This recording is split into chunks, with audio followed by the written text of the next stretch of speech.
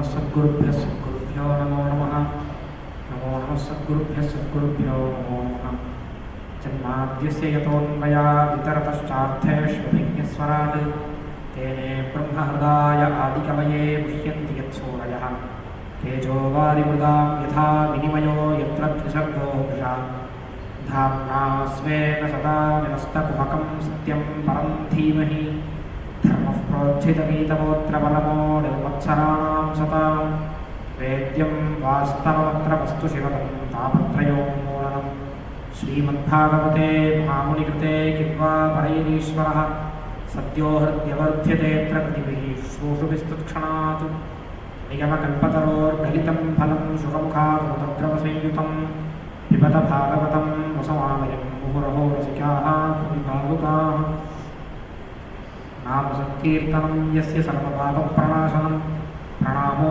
दुःखशमनः तं नमामि हरिं परम् हरे रामेति कृष्णेति नाम संकीर्तनं सदा लोकक्षेमाय कुर्वन्तं प्रेमिकं सद्गुरुं भजे. சப்தமஸ்கந்தத்தில் பிரஹ்லாதோபாக்கியானத்தை முடித்தார். அதுக்கப்புறம் சில தர்மங்களெல்லாம் சொல்லி மேலே அஷ்டமஸ்கந்தத்தை ஆரம்பிக்கிறார். அஷ்டமஸ்கந்த ஆரம்பத்தில் மனு எப்படி தபஸ் பண்ணினார் அப்படிங்கிறத சொல்லி அந்த மனு சொன்ன மந்திரங்கள் சில மந்திரங்களெல்லாம் சொல்லி ரொம்ப உபனிஷத் சாரமான மந்திரங்கள் ஆத்மாவாஸ்யம் இதம் சர்வம் அப்படின்னு ஆரம்பிக்கும். அந்த மந்திரங்கள் அது வந்து ஸ்தோத்திர ரூபமான மந்திரங்கள் அதெல்லாத்தையும் சொல்லிட்டு மேலே கஜேந்திர உபாக்கியானம் அப்படின்னு ஒரு உபாக்கியானம். இந்த கஜேந்திரனை பற்றி விஸ்தாரமாக சொல்லுங்கோ அப்படின்னு ஒரு ஸ்லோகத்தில் முடித்தார் சுகர்.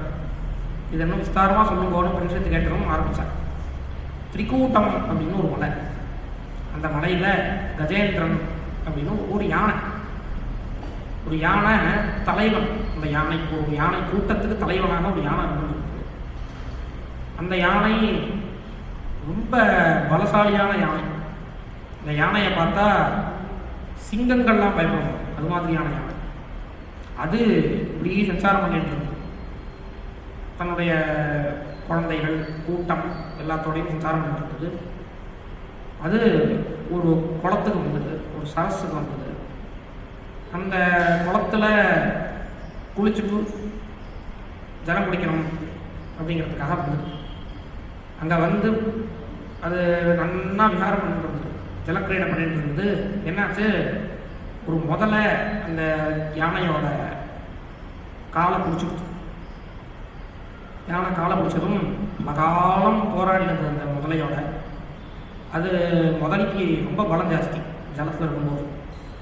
அதனால் அந்த பலம் தாங்கலை. இதனால் ஒன்றுமே பண்ண முடியல, பெரிய யானை ஒன்றுமே பண்ண முடியல அப்படின்னு ரொம்ப அது சிரமப்பட்டதும் யானை வாஸ்தவமாக பூர்வ ஜன்மாவில் ஒரு பெரிய ஒரு ராஜா இந்திரத்யும்னு பேர், பாண்டிய ராஜா. அவன் உபாசனை பண்ணிருந்தான், பக்தி பண்ணிட்டு இருந்தான், பூஜை பண்ணிட்டு இருக்கும்போது அகஸ்தியர் வந்தார். அகஸ்தியர் வந்தது அவனுக்கு தெரியலை. அவன் பூஜை பண்ணிருந்ததுனால அவன் கவனிக்காத போது அகஸ்தியர் வந்துட்டார். அதை என்னை வந்து அவமதிச்சுட்டே அப்படின்னு யானை மாதிரி என்னை அதாவது அவன் பார்த்தான். அதாவது பூஜை பண்ணிட்டு இருக்கும்போது பெரியவா வந்ததுனால பெரியவாளை வந்து கவனிக்கக்கூடாதோ, பூஜையை தான் கவனிக்கணும் அப்படின்னு ஒரு எண்ணத்தில் உட்காந்துருந்துட்டான். இது மாதிரி உட்காந்துருந்ததை பார்த்துட்டு அகஸ்தியருக்கு கோவம் வந்துட்டு சபிச்சுட்டார். யானை மாதிரி உட்காந்துருக்கையே, எழுந்துக்காம பெரியவா வந்துட்டு எழுந்துக்காமல் உட்காந்துருக்கையே அப்படின்னு சொல்லி சபிச்சுட்டார். சபிச்சதும் அவன் யானையாக உட்காந்துட்டான் அப்படிங்கிறது. ஆனால் இந்த பக்தி இருக்கிறதுனால அந்த பிராக் ஜன்மன் எனுசிக்ஷிதம் அப்படின்னு இங்கே சொல்கிறார். ஸ்தோத்திரம் பண்ண போகிறோம் பகவானை. ஸ்தோத்திரம் பண்ணுற சமயத்தில் பிராக் ஜன்மன் எனுசிக்ஷிதம், அந்த பக்தி அப்படிங்கிறது ஜென்ம ஜென்மமாக தொடரும். கல்யாணத்துக்கு கஷ்டது துக்கத்தின் தாத்தரிச்சது. ஒரு உபாசனைக்குள்ளே வந்துட்டோம்னா அது பகவான் கைவிட மாட்டார். அது வந்து எத்தனை ஜென்மம் ஆனாலும் கைவிட மாட்டார். அதனால் பிரார்த்தனை நிரட்சிதமான ஒரு ஸ்தோத்திரத்தை சொல்ல ஆரம்பித்தான். இஸ்மின்னிதம் யதச்சேதம் ஏனேதம் எய்தம் ஸ்வயம் யஹா அஸ்மாத் பரஸ்மாச்ச பரஹா தம் பிரபத்யே ஸ்வயம்புவம் இப்படின்னு ஆரம்பிக்கும். இந்த லோகம் யாரிடம் இருக்கோ, எஸ்மின் இடம் யாரிடம் இருக்கோன்னா பகவான் தான் தரிக்கிறார். வேத மந்திரங்கள்ல ரொம்ப ஒரு அருமையான ஒரு விஷயம், இந்த திருஷ்டிலேருந்து பார்த்தாதான் அதுக்கு அர்த்தமே புரியும். என்னன்னா, தேவதைகள்லாம் எல்லா தேவதையுமே நமக்குள்ளதான் இருக்கா. தேவதைகள் எந்த தேவதையுமே, வேதத்தில் இருக்கிற எந்த தேவதையுமே எங்கேயோ வெளியில் இருக்கிறவா. வெளியில தரிசனம் கொடுக்கறதுக்காக வெளியில வந்து தரிசனம் கொடுப்பா, வேற விஷயம். ஆனால் வெளியில தான் இருக்கா அப்படின்னு இல்லை, நமக்குள்ள இருக்கிற தேவதைகள். அதனால அது வேதத்தில் ஒரு பிரார்த்தனைகள் எப்படி வரும்னா, அடிக்கடி ஒரு பிரார்த்தனை வரும். இது மாதிரி பிரார்த்தனை வரும். என்னன்னா, ஒரு பலத்தை தரியுங்கள், என்னிடம் பலத்தை தரியுங்கள், தத்த அப்படின்னு தாரையத தத்த அப்படின்னு நிறைய இடத்துல தரியுங்கள் அப்படின்னா என்ன அர்த்தம் அப்படின்னா, தேவதைகள் நமக்குள்ள இருக்கிறதுனால அந்த தேவதைகள் தான் நம்ம கிட்ட அதை தரிக்கணும். நம்ம எதை பிரார்த்தனை பண்றோமோ அந்த பிரார்த்தனையை நம்ம கிட்ட அந்த பிடிச்சி வச்சுக்கிறதுங்கிறது தேவதைகள் தான். அதனால நம்ம கிட்ட எங்ககிட்ட இந்த விஷயத்தை, எந்த விஷயத்தை நம்ம பிரார்த்தனை பண்றோமோ அதை தரியுங்கள் அப்படின்னா எஸ்மின் விதம், இந்த தேவதைகள் நமக்குள்ள இருக்கிறதுனால நம்ம அந்த விஷயத்தை தரிக்கணுங்கிறது. இந்த பகவான் தான் இந்த லோகத்தை, இந்த பெரிய பிரம்மாண்டத்தை தரிச்சிருக்காரு. அதுதான் எப்படின்னா, இந்த ஒரு இதை பார்த்தாலே தெரியும், இந்த ஒரு நியத்தமான ஒரு ஒரு பிரகிருதி அமைப்புகள் இருக்கிறத பார்த்தாலே பகவான் தான் இதை தரிச்சிருக்காரு. இந்த பகவான் கிட்ட தான் இந்த லோகமே இருக்கு அப்படின்னு தெரியும். எதச்சேதம் ஏனேன், இந்த லோகம் பகவான்கிட்டே தான் உற்பத்தி ஆச்சு. அதுவும் பகவான்கிட்டே தான் இதுக்கு ஆரம்பம். இப்போ இருக்கிறதும் பகவான் தான். ஏனேனம் ஏயிதம் ஸ்வயம், இருக்கிறதுமே பகவான் தான். ஏயிதம் பகவான், இருக்கிற லோகமே பகவான் தான். இதில் இருக்கிற ஜனங்கள், இதில் இருக்கிற சித்துகள், ஜீவன்கள் எல்லாருமே பகவான் தான். ஏனேதம் எய்தம் ஸ்வயம். ஆனால் யஹா அஸ்மாது பரஸ்மாச்ச பரா, இந்த லோகம் பகவான் தான் அப்படின்னு இருந்தாலும் பகவான் இவ்வளவுதான் அப்படிங்கிறது கிடையாது. பகவான் யஹா அஸ்மாது பரஸ்மாச்ச பரா, அதாவது திரிபாத்தி பூதி அப்படின்னு பகவானுக்கு பேர். திரிபாத்தி பூதி அதாவது பகவானுடைய ஒரு ஐஸ்வர்யத்துக்கு இந்த லோகம் அப்படிங்கிறது அவருடைய 3 பங்குல உலகம். அவருடைய பங்கு எங்கேயோ இருக்கு, அவருடைய ஒரு ஸ்திதி எங்கேயோ இருக்கு, அவருடைய லெவல் எங்கேயோ இருக்கு. இந்த லோகம்ங்கிறது அவருடைய ஒரே ஒரு ஒரு இதில் அடங்கிடும். அது மாதிரியான ஒரு விஷயம். ஆனால் ஏதம் ஸ்வயம் யா அஸ்மாது பரஸ்மாச்ச பரஹா, அவர் இவ்வளவுதான் அப்படிங்கிறது கிடையாது. இந்த லோகம், அதாவது இது ஒரு கேள்விக்கு பதில். இந்த லோகமே பகவான் தான் அப்படின்னா நான் இந்த லோகத்திலே இருந்துக்கிறேனே, இதுவே இந்த சம்சாரத்தில் எல்லாம் பகவான் தானே, எல்லாமே பகவான் தான், நான் இந்த லோகத்தில் எப்படியே ஜாலியாக இருந்துக்கிறேனே அப்படின்னு சொல்ல முடியாது. யா அஸ்மாது பரஸ்மாச்ச பரஹா தம் பிரபத்தியே ஸ்வயம்பூவம், அவருக்கு வேற எந்த காரணமும் கிடையாது. அவர் இந்த லோகத்துக்கு காரணம், அவர் வேற எந்த காரணத்திலேருந்து உற்பத்தி ஆகல, அவர் நித்தியமாக இருந்திருக்கார். தம் பிரபத்தியே ஸ்வயம்பூவம். அப்படிப்பட்ட ஸ்வயம்புவான பகவான் சரணாகதி பண்றேன் அப்படின்னு இது மாதிரி ஒரு விசேஷனம் இல்லாத, எந்த விசேஷனமும் இல்லாத, அதாவது விசேஷனம்னா அட்ஜெக்டிவ், எந்த விசேஷமான விசேஷனமும் இல்லாமல் இவரை கூப்பிடுறேன், விஷ்ணுவை கூப்பிடுறேன், சிவனை கூப்பிடுறேன், அது மாதிரி ஒரு பேரை சொல்லியோ அல்லது அவளுடைய குணங்களை சொல்லியோ அது மாதிரிலாம் எதுவுமே பண்ணலை. இந்த ஸ்தோத்திரம் பெரிய ஸ்தோத்திரம், ரொம்ப வேதாந்த கற்பிதமான ஸ்தோத்திரம். இந்த ஸ்தோத்திரத்தில் இந்த மூர்த்தியை சொல்லி இந்த மூர்த்தியை நான் கூப்பிடுறேன்னு சொல்லவே இல்லை. அவன் முழுக்க முழுக்க நிர்குணபரமான நிர்குண ஆத்மாவை சொல்லக்கூடிய ஸ்தோத்திரம் தான். ஆனால் வரது பகவான் தான், இங்கே வரது பகவான் தான். அப்படிங்கிறதுலேருந்து பகவான் ஆத்மதத்துவ பிரதிபாத்தியன், வாசுதேவன் தான் ஆத்மதத்துவ பிரதிபாத்தியன். விஷ்ணு பரத்வங்கிறது ஆத்மதத்துவ பிரதிபாத்தியன், அதனால விஷ்ணு பரத்வம். அப்படி இருக்கிறதுனால பகவான் எல்லா தேவதைகளும் அப்படியே இருந்தால் பகவான் ஆவிர்வவிச்சார் அப்படிங்கிறது. பகவான் ஆவிர்வவிச்சு இந்த சக்கரத்தை, இந்த முதலைய சக்கரத்தை கொண்டு வசம் பண்ணி இவனை காப்பாற்றினான், இந்த கஜேந்திரனை காப்பாற்றினான். இங்கே காப்பாற்றினார்னு சொல்லும்போது இவன் காப்பாத்துன்னு எதை பிரார்த்தனை பண்ணினான்னா, கஜேந்திரன் காப்பாத்துன்னு பிரார்த்தனை பண்ணது என்னை காப்பாற்று, இந்த இந்த முதல்ல கடிச்சுடுத்து, இந்த முதல்ல என்னை விட மாட்டேங்கிறது, அதனால காப்பாற்றுன்னு பிரார்த்தனை பண்ணலை. இந்த ஒரு இதில் மாட்டின்னு இருக்கேனே, இந்த ஒரு சித்தவருத்திகள்லையும் வாசனைகள்லையும் மாட்டின்னு இருக்கேனே, இந்த ஒரு இதுலேருந்து காப்பாற்றி என்ன அப்படின்னு தான் பிரார்த்தனை பண்ணேன். அப்படி பிரார்த்தனை பண்ணுறதுனால அவனை எல்லாத்துலேருந்தும் அவனுக்கு விடுதலையை கொடுத்து அவனை வந்து தனக்குள்ள தன்னுடைய ஒரு சேவகனாக அவனை ஏற்றுட்டான். இவன் இந்த முதல்ல பூர்வ ஜன்மால ஒரு கந்தர்வனம். இந்த கந்தர்வன் தேவையில்லாமல் போய் ஒருத்தரை ஒம்படுத்திருக்கான். ஒரு ரிஷி அவர் ஏதோ பேசாமல் தவசம் பண்ணியிருக்காரு. இதில் நதியில் உட்காந்து ஜபம் பண்ணிட்டு அவரை போய் கீழே காலை போய் ஏதோ தோண்டிருக்கான். அவர் கோவம் வந்துருக்கோம். அதனால் அவர் முதலையாக காலில் வந்ததுன்னா இது மாதிரி காலையே கடிக்கிற இதுவாக போகும் அப்படின்னு முதலையாக நினைச்சிட்டார். அவனையும் விடுவிச்சார் பரவான். இந்த கதை முக்கியமான ஒரு விஷயத்த சொல்ல வரும். இந்த மாதிரி கதை பாகவதத்தோட நிற்கல. பாகவதத்தில் தான் கஜேந்திரோபாக்கியானம் இருக்குன்னு இல்லை, பின்னாடியும் பல கதைகளில். இப்போ வந்து இந்த சேக்கிழா இதில் பெரிய புராணத்தில் யானை பூஜை பண்ணித்து அப்படின்னு ஒரு கதை. இந்த திருவானைக்காவல் இதில் யானை பூஜை பண்ணித்து அப்படின்னு. அது மாதிரி பல சனாதன தர்மத்தில் ஒரு அழகு. ஏதோ அதாவது இந்த ஒரு கொள்கை வெறி அப்படின்னா, கொள்கை வெறி ஏதோ ஒரு மார்க்கம், எனக்குன்னு ஒரு ரூட் இருக்கு, எனக்குன்னு ஒரு பார்வை இருக்கு. இந்த பார்வைக்குள்ள இருக்கிற விஷயங்களை அவன் அனுஷ்டானம் பண்ணாதான், அவன் அதில் இருந்தாதான் அவன் சரி, அப்படி இருந்தாதான் ஒப்பட முடியும் அப்படிங்கிறது சனாதன தர்மத்தில் கிடையாது. நான் ஒரு பார்வை இப்போ வந்து விபூதி எடுத்துக்கிறதுக்கும் உதாரணம் சொல்றேன். விபூதி எட்டுக்கிறதுன்னு ஒரு என்னோட பார்வை. மொத்த விபூதி எட்டுக்காத பட்சத்தில் அவன் உருப்படவே முடியாது அப்படிங்கிற பார்வை சனாதன சமத்தை கிடையாது. அப்படி பார்த்தா யாராவது அப்படி பார்த்தா தப்பு, திருத்திக்கணும். சனாதன சமத்தில் அப்படி கிடையாது. சனாதன தர்மத்தோட முக்கியமான விஷயம் ஒன்று தான், எது மனசை சமாதானப்படுத்துமோ, சர்வே மனோநிகிரக லட்சணாந்தாக மரோஹி யோகோ மனச சமாதி.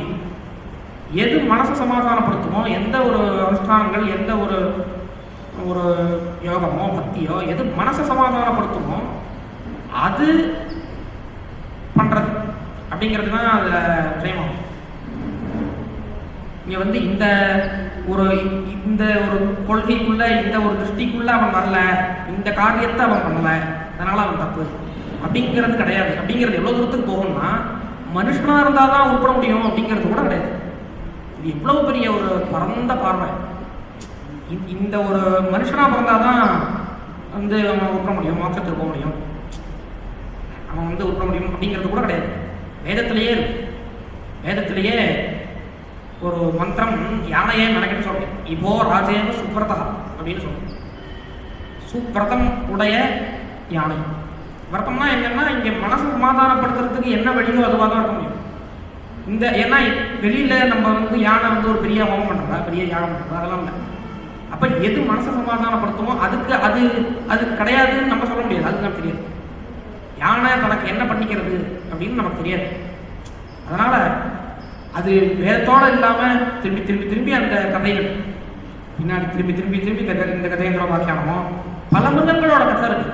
பல மிருகங்கள் இது மாதிரி பக்தி பண்ணிட்டு அப்படின்னு கதை இருக்கு சனாதன தர்மத்துல. அதனால இந்த ஒரு திருஷ்டி வேதத்துல இன்னும் அழகு என்னன்னா, நம்ம இப்ப எதெல்லாம் தப்புன்னு பாக்குறோமோ, ஒரு அருவறுக்கத்தக்க விஷயமா பாக்குறோமோ, அதை கூட அருவறுப்பா பார்த்தா இருக்கு.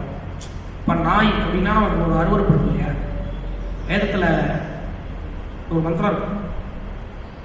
தேவதையை பார்த்து ஒரு தேவரை, கிருஷ்ணி தேவர்களை பார்த்து, நாய்கள் மாதிரி நீங்க இங்க வாங்குவோம், கூப்பிடணும். தேவதைகளை கூப்பிடணும், நாய்கள் மாதிரி இருக்கிற நீங்க இங்க வாங்குவோம் அப்படின்னு கூப்பிடணும். நமக்கு இப்ப நமக்கு இன்னைக்கு இருக்கிற திருஷ்டியிலேருந்து நாய் அப்படிங்கிறது மட்டம். இது சிங்கம் மாதிரி இருக்கிற நீங்க வாங்குவோம், நரசிம்மன் அப்படின்னு சொன்னா நமக்கு மட்டமா தோணல. ஒரு யானை மாதிரி இருக்க, ஒரு கத்தியில வர அப்படின்னா நமக்கு அது மட்டமா தோணல.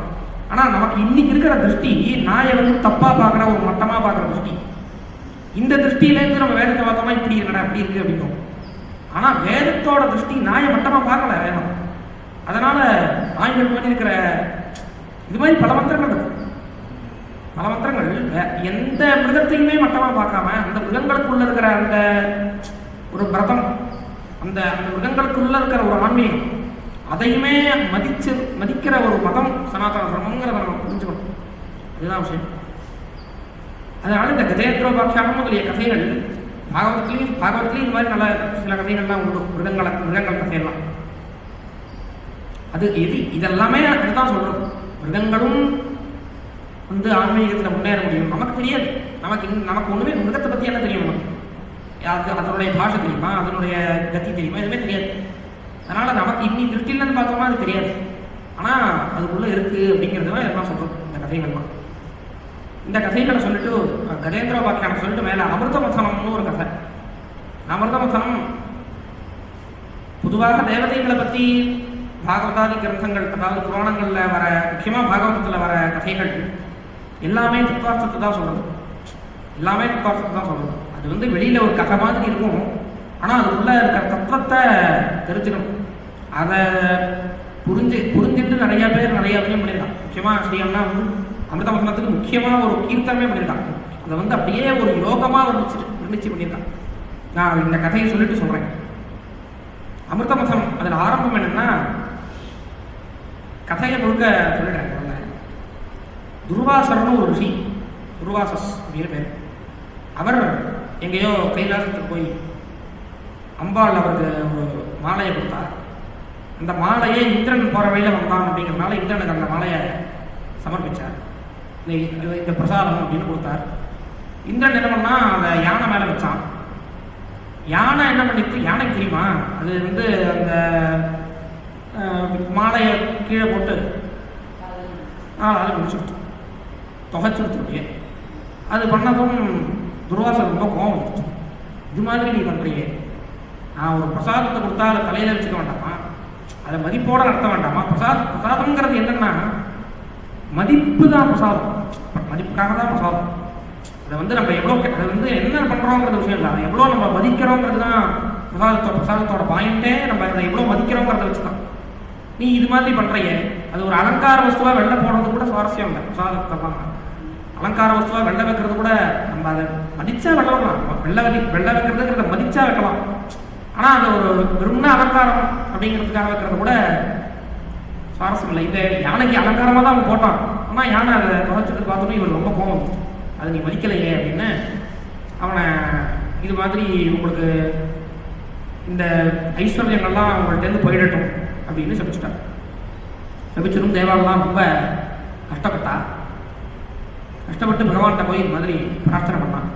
இது மாதிரி ஆயிடுச்சு இந்த கதை, ரொம்ப சிரமமாக இருக்குது. அசுராலாம் இந்த அதாவது எதிரி எந்த சமயத்தில் வீக்காக இருக்கானோ அந்த சமயத்தில் தானே அடிப்பான். அதனால் இவா வீக்காக இருக்கா அப்படிங்கிற சமயத்தில் அசுராலாம் தாக்கிறா அடிக்கடி அப்படின்னு சொன்னதும் பகவான் என்ன சொன்னார், பார்க்கடல், இப்போ நான் இருக்கிறேன் பார்க்கடல், இந்த கடலை கடைஞ்சா இங்கே இதில் கீழேந்து ஒரு அமிர்தம் அது வெளியில் வரும். அந்த அமிர்தத்தை நீங்கள் படிக்கிறீங்கன்னா உங்களுக்கு அழிவே வராது. அமிர்தம் அப்படின்னாலே அழிவை தடுக்கக்கூடியதுன்னு அர்த்தம். அமிர்தம் விருத்தியை தடுக்கக்கூடியது அமிர்தம் அப்படின்னு. அமிர்தத்தை பருகினா சரியாக போயிடும் அப்படின்னு ஒரு வெளியிலேருந்து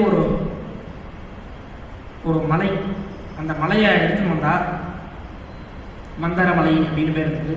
அதை எடுத்துன்னு அந்த கடலில் போட்டு தேவாலெலாம் கடையிறா. ஆனால் தேவால் தனியாக கடைய வேண்டாம்னு பகவான் என்ன சொன்னார், அசுராலையும் போய் அழைச்சின்னு வாங்க, அசுராலும் கடையட்டும் அப்படின்னு சொல்லி அசுராலையும் அழைச்சின்னு 2 பேருமா சேர்ந்து கடைய முதல்ல விஷம் வெளில வருது.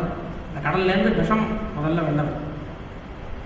விஷம் வெளியில் வந்ததும் அது ரொம்ப சிரமப்படுத்தினதும் எல்லாரும் பரமேஸ்வரனை போய் சரணாகதி பண்ணான். கைலாசத்தில் பரமேஸ்வரன் அதை பருகிட்டார், அந்த விஷத்தை எடுத்து பருகிட்டார். பருகும்போது என்ன சொல்லி பருகினார்னா, இது வேத விஷயம். வேதத்தில் பரமேஸ்வரன் கேசி விஷஸ்ய பாத்திரேன ருத்ரேன அபிபத்து சக அப்படின்னு வருது. இது பகவத் பிரீத்திக்காக அர்த்தம். ஜனார்தனன் இதில் சந்தோஷப்படணும். ஜனார்தனன் எதில் சந்தோஷப்படுவார்னா, ஜனங்களுடைய கஷ்டத்தை தடுக்கிறதுலேருந்தும் ஜனங்களுக்கு சுகத்தை கொடுக்கறதுலேருந்தும் தான் ஜனார்தனன் சந்தோஷப்படுவார். அதனால் அந்த ஜனார்தனன் சந்தோஷப்படட்டும் அப்படின்னு அந்த விஷத்தை குடிச்சார். மேலே மேலே இவா கடையிறான். கடைஞ்சதும் மேலே மேலே மேலே அந்த ஏதோ வேற வேற ஐராவதம் வருது. ஐராவதம்னு ஒரு யானை அது வருது. அப்புறம் உத்தைஸ்ரவஸ்னு ஒரு குதிரை அது வருது. அது மாதிரி அப்சரசுகள் வரா. அதுக்கப்புறம் சந்திரன் வருது. அது மாதிரி பல விஷயங்கள் வருது இந்த இதுலேருந்து. அதை இவாவா ஷேர் பண்ணிக்கிறான். தேவதைகள்லாம் ஷேர் பண்ணிக்கிறா. அசுராளுக்கும் கொடுக்குறா. அசுராளுக்கும் அந்த சில விஷயங்கள்லாம் கொடுக்குறா. இவாவும் ஷேர் பண்ணிக்கிறான். ஷேர் பண்ணிட்டு இவா அதை மேலே கடையிறான். இதை வச்சுட்டு மேலே கடையிறான். மேலே கடைய கடைய மகாலட்சுமி வரா. மகாலட்சுமி வந்து அதுலேருந்து வெளில வந்து இப்படி யாருக்கு மாலை போடலாம் அப்படின்னு தேடலாம். வெளில தேடினதும் எல்லார பார்த்தாலும் எல்லார்கிட்டையும் ஏதோ தோஷம் இருக்கு. இங்கே இருக்கிற எல்லார்கிட்டையும் ஏதோ தோஷம் இருக்கு. அதனால் யாருக்கிட்ட தோஷம் இல்லை அப்படின்னு பார்த்ததும் அந்த பகவான் இருக்கா. பகவான்கிட்ட தான் எந்த தோஷமும் இல்லை. பகவான் இந்த அமிர்தமசனங்கிறது ரொம்ப ஒரு அழகான கதை. இதில் பகவானுடைய அவதாரங்கள் வேற வேற விதமான பகவத் ரூபங்கள் இருக்கு. இந்த தேவாளுக்குள்ள விஷ்ணு அப்படின்னு ஒரு தேவனாக அங்கே போய் கடையிறாராம். அசுராள்கிட்டையும் அசுர ரூபமாக ஒரு ரூபத்தை எடுத்துட்டு அங்கே போய் கடையிறாராம். 2 பேர்கிட்டையும் வளர்த்துட்டு 2 ரூபமாகவும் கடையிறார். அதுக்கப்புறம் மேலே ஒரு பெரிய ரூபத்தை எடுத்துட்டு, அப்படி இருந்தும் இவா 2 பேராலையும் கடைய முடியல. மேலே ஒரு பெரிய ரூபத்தை எடுத்துட்டு இந்த 2 கையை இப்படி வச்சு இப்படி கடையிறான். எல்லாரும் கடையிறா. வாசுகி தான் அந்த கடையக்கூடிய அந்த கயிறு வந்து வாசுகி. அந்த வாசுகியை வச்சுன்னு கடையிறா. கடையும் போது இவா எத்தனை பேரும் கடைஞ்சோ அதுக்கு இன்னும் பலம் இருக்குங்கிறதுனால மேலே ஒரு பெரிய ரூபத்தை எடுத்துட்டு 8 கையோட கடையிறா. அந்த மேலே அது கடைய ஆரம்பித்ததும் கீழே விழ ஆரம்பிச்சிட்டு, அந்த மந்திரமலை கீழே ஆதாரம் இல்லாமல் கீழே விழ ஆரம்பிச்சிட்டு. அதனால் கூர்மம் அப்படிங்கிற ஒரு அவதாரம் அதை எடுத்து ஆமையாக கீழே போய் பெரிய ஆமை, இந்த ஆமையோட ஓட்டில் இந்த மலையை நிற்க வச்சு மேலே கடையிறான். இவ்வளவு ரூபங்கள். இதுக்கு மேலே மகாலட்சுமி அங்கே பெரிய பகவான் இருக்கார் இல்லையா, அவரை பார்த்துட்டும் அவருக்கு மாலையை போடும். அவருக்கு மாலையை போட்டு அவரோடைய இருக்கும். ஏன்னா மகாலட்சுமி எப்போதுமே யாரு தன்னை வந்து எதிர்பார்க்காம இருக்காளோ, மகாலட்சுமியோட இதுவே எதிர்பார்க்காம இருக்கிறவாழ்ட்டு தான். இது எல்லாருக்குமே அப்படிதான். பகவான் நம்ம இருக்கார், எதிர்பார்க்காம இருக்கார் பகவான். அதனால பகவான் போய் மாலையை போடும். பகவானை தான் கல்யாணம் பண்ணிப்பேன் அப்படின்னு பகவானுடைய வக்ஷஸ்தலத்தில் போய் தயார் இதுவாயிடும். மேலே கடையரா. கடைய தன்வந்தரின்னு ஒரு அடுத்தது பகவானுடைய அவதாரம். தன்வந்தரின்னு ஒரு அவதாரம். அந்த ரூபத்தை எடுத்துட்டு பகவான் கீழே இருந்து அந்த அமிர்தத்தை எடுத்துட்டு வரார். மேலே அமிர்தத்தை மேலே எடுத்துட்டு வந்ததும் அசுரால் நம்மகிட்ட அதை பிடிங்கிட்டு போயிட்டான். அசுரால் தன்வந்தரி பகவான் கையிலேருந்து இந்த அமிர்தத்தை அப்படியே பிடிங்கிட்டு போயிட்டான். பிடிங்கிட்டு போய் ஒழுங்காக பிடிச்சிருக்கலாம். அவங்க இருக்கிற நேரத்துக்கு அவ்வளோ இருந்த நேரத்துக்கு அவள் விட்டுருந்தா பிடிச்சிருக்கலாம். ஆனால் தனக்குள்ளேயே சண்டை. இப்போ நான் தான் முதல்ல பிடிப்பேன், நீ தான் முதல்ல பிடிப்பேன். சில பேர்லாம் சொல்கிறான் தனக்கு அவன் யாரோ ஒருத்தன் கையில் தான் சொத்து இருக்குது. அந்த இவன் என்ன சொல்கிறான், பார்ப்போம் இப்படி அவனே குடிக்க ஆரம்பிக்கிறான், அவனை தடுக்கிறான், பாக்கி பேர் அவன்கிட்ட வேற ஒருத்தன் கொடுக்குறான். இப்படி போகிறது. சில பேர் என்ன சொல்கிறா, தேவதைகளுக்கும் இதில் பங்கு இருக்குடா, அவளுக்கும் கொடுக்கணும்டா. இவன் கையில் வரல, இன்னும் இவன் கையில் வந்தால் சொல்ல மாட்டான். இப்படியாவது தன் கையில் வாங்கணுங்கிறதுக்காக தேவதைகளும் கொடுக்கணும் அப்படிங்கிறான். இது மாதிரிலாம் சண்டை போட்டு இருக்கும்போது பகவான் அடுத்த அவதாரம் மோகினி அப்படின்னு ஒரு அவதாரம் வந்து ஸ்திரீ ரூபத்தில் வந்து இப்படிப்பட்ட ஒரு ஸ்திரீ வந்து பார்த்ததும் அந்த ஸ்திரீயை பார்த்ததும் அசுரால் வந்து மயங்கி போயிட்டார். மயங்கி போய் நீங்கள் தான் இந்த அமிர்தத்தை எங்களுக்கு பிரித்து கொடுக்கணும் அப்படின்னதும், இது மாதிரி நீங்கள் என்ன நம்பிட்டு கொடுக்குறேன்னு நான் யாரோ வழியில் எங்கேயோ பார்க்குறேன், என்ன நம்பின்றது என்ன நம்பின்னு நீங்கள் கொடுக்கலாமா அந்த மாதிரி அப்படின்னு மோகினி சொன்னதும், இல்லை நீங்கள் தான் கொடுக்கணும் அப்படிங்கிறா. நான் கொடுக்குறதா இருந்தால் தேவாலயம் சேர்ந்து தான் கொடுப்பேன். ஏன்னா தேவதைகளுக்கும் பங்கு இருக்கு இல்லை, தேவதைகளும் சேர்ந்து தான் கடைஞ்சா.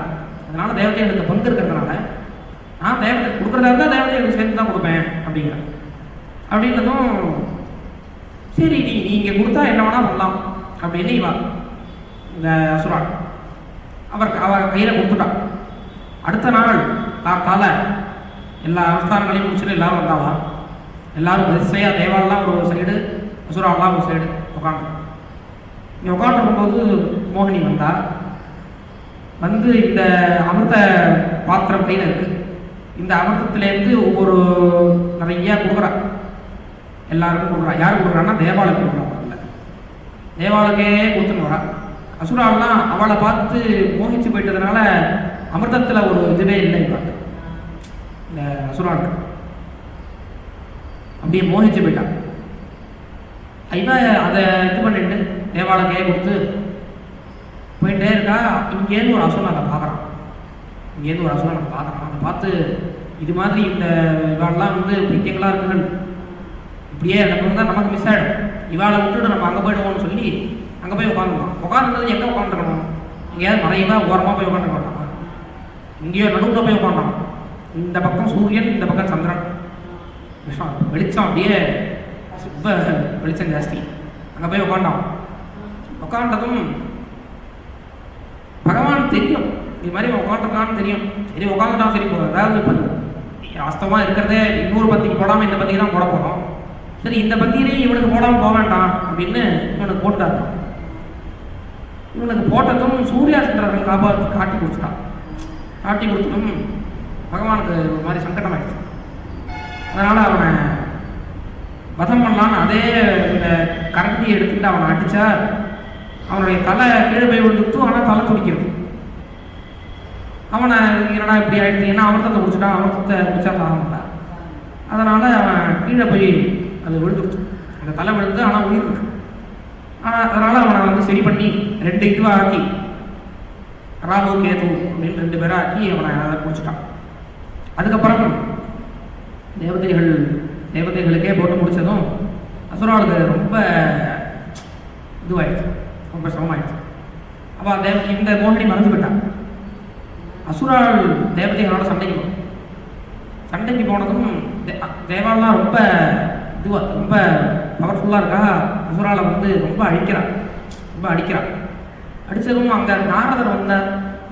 இங்கே வந்து இது மாதிரி அவள் அடிக்க வேண்டாம், உங்களுக்கு அமிர்தம் கிடச்சதுக்கு நீங்கள் போங்க அப்படின்னு சொல்லி தேவதைகளை அனுப்பிட்டு அசுராலையும் அனுப்பிட்டார். அப்படின்னு இந்த கதைக்குள்ள ஒரு பெரிய யோக விஷயம் இருக்குது. இந்த வாசுகியை வச்சு கடையறா அப்படின்னு இருக்கு இல்லையா, அது வந்து அந்த மந்தரகிரியை வச்சுட்டு வாசுகியை வச்சுட்டு கடையறா அப்படின்னு. அது கடையிறதுன்னா என்னன்னா பிராணாயாமம்னா அந்த கடையிறது. இப்படி பார்த்தேன்னா முடியாது, இப்படி நினச்சிட்டு இருக்கோம் இல்லையா, இது இப்படி நினைக்கும். அந்த வாசுகியை இப்படி நினைக்கும். இப்படி நினச்சா அந்த பூரகம் ரேச்சகம் இதுதான் அந்த கடையிறது அப்படிங்கிறது. இந்த ரேச்சகம் அதுதான் கடையிறது அப்படின்னு.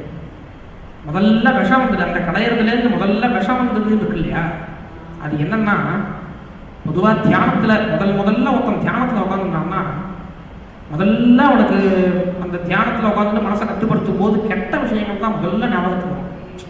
இது வந்து தியானம் பண்ணா அனுபவம்.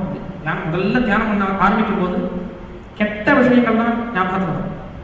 இப்போ அந்த கெட்ட விஷயத்தை நம்ம அடக்கிறோம், அந்த கெட்ட நினைவுகள் வருது இல்லையா, இதை நம்ம அடக்கணும் அப்படின்னு நம்ம நினச்சின்னு அதில் போய் ஒரு சிரமத்தை காட்டினோம்னா அடக்காது. திரும்பி அது மேலே நடக்கும். ஏன்னா நம்மளால் நடக்க முடியாது.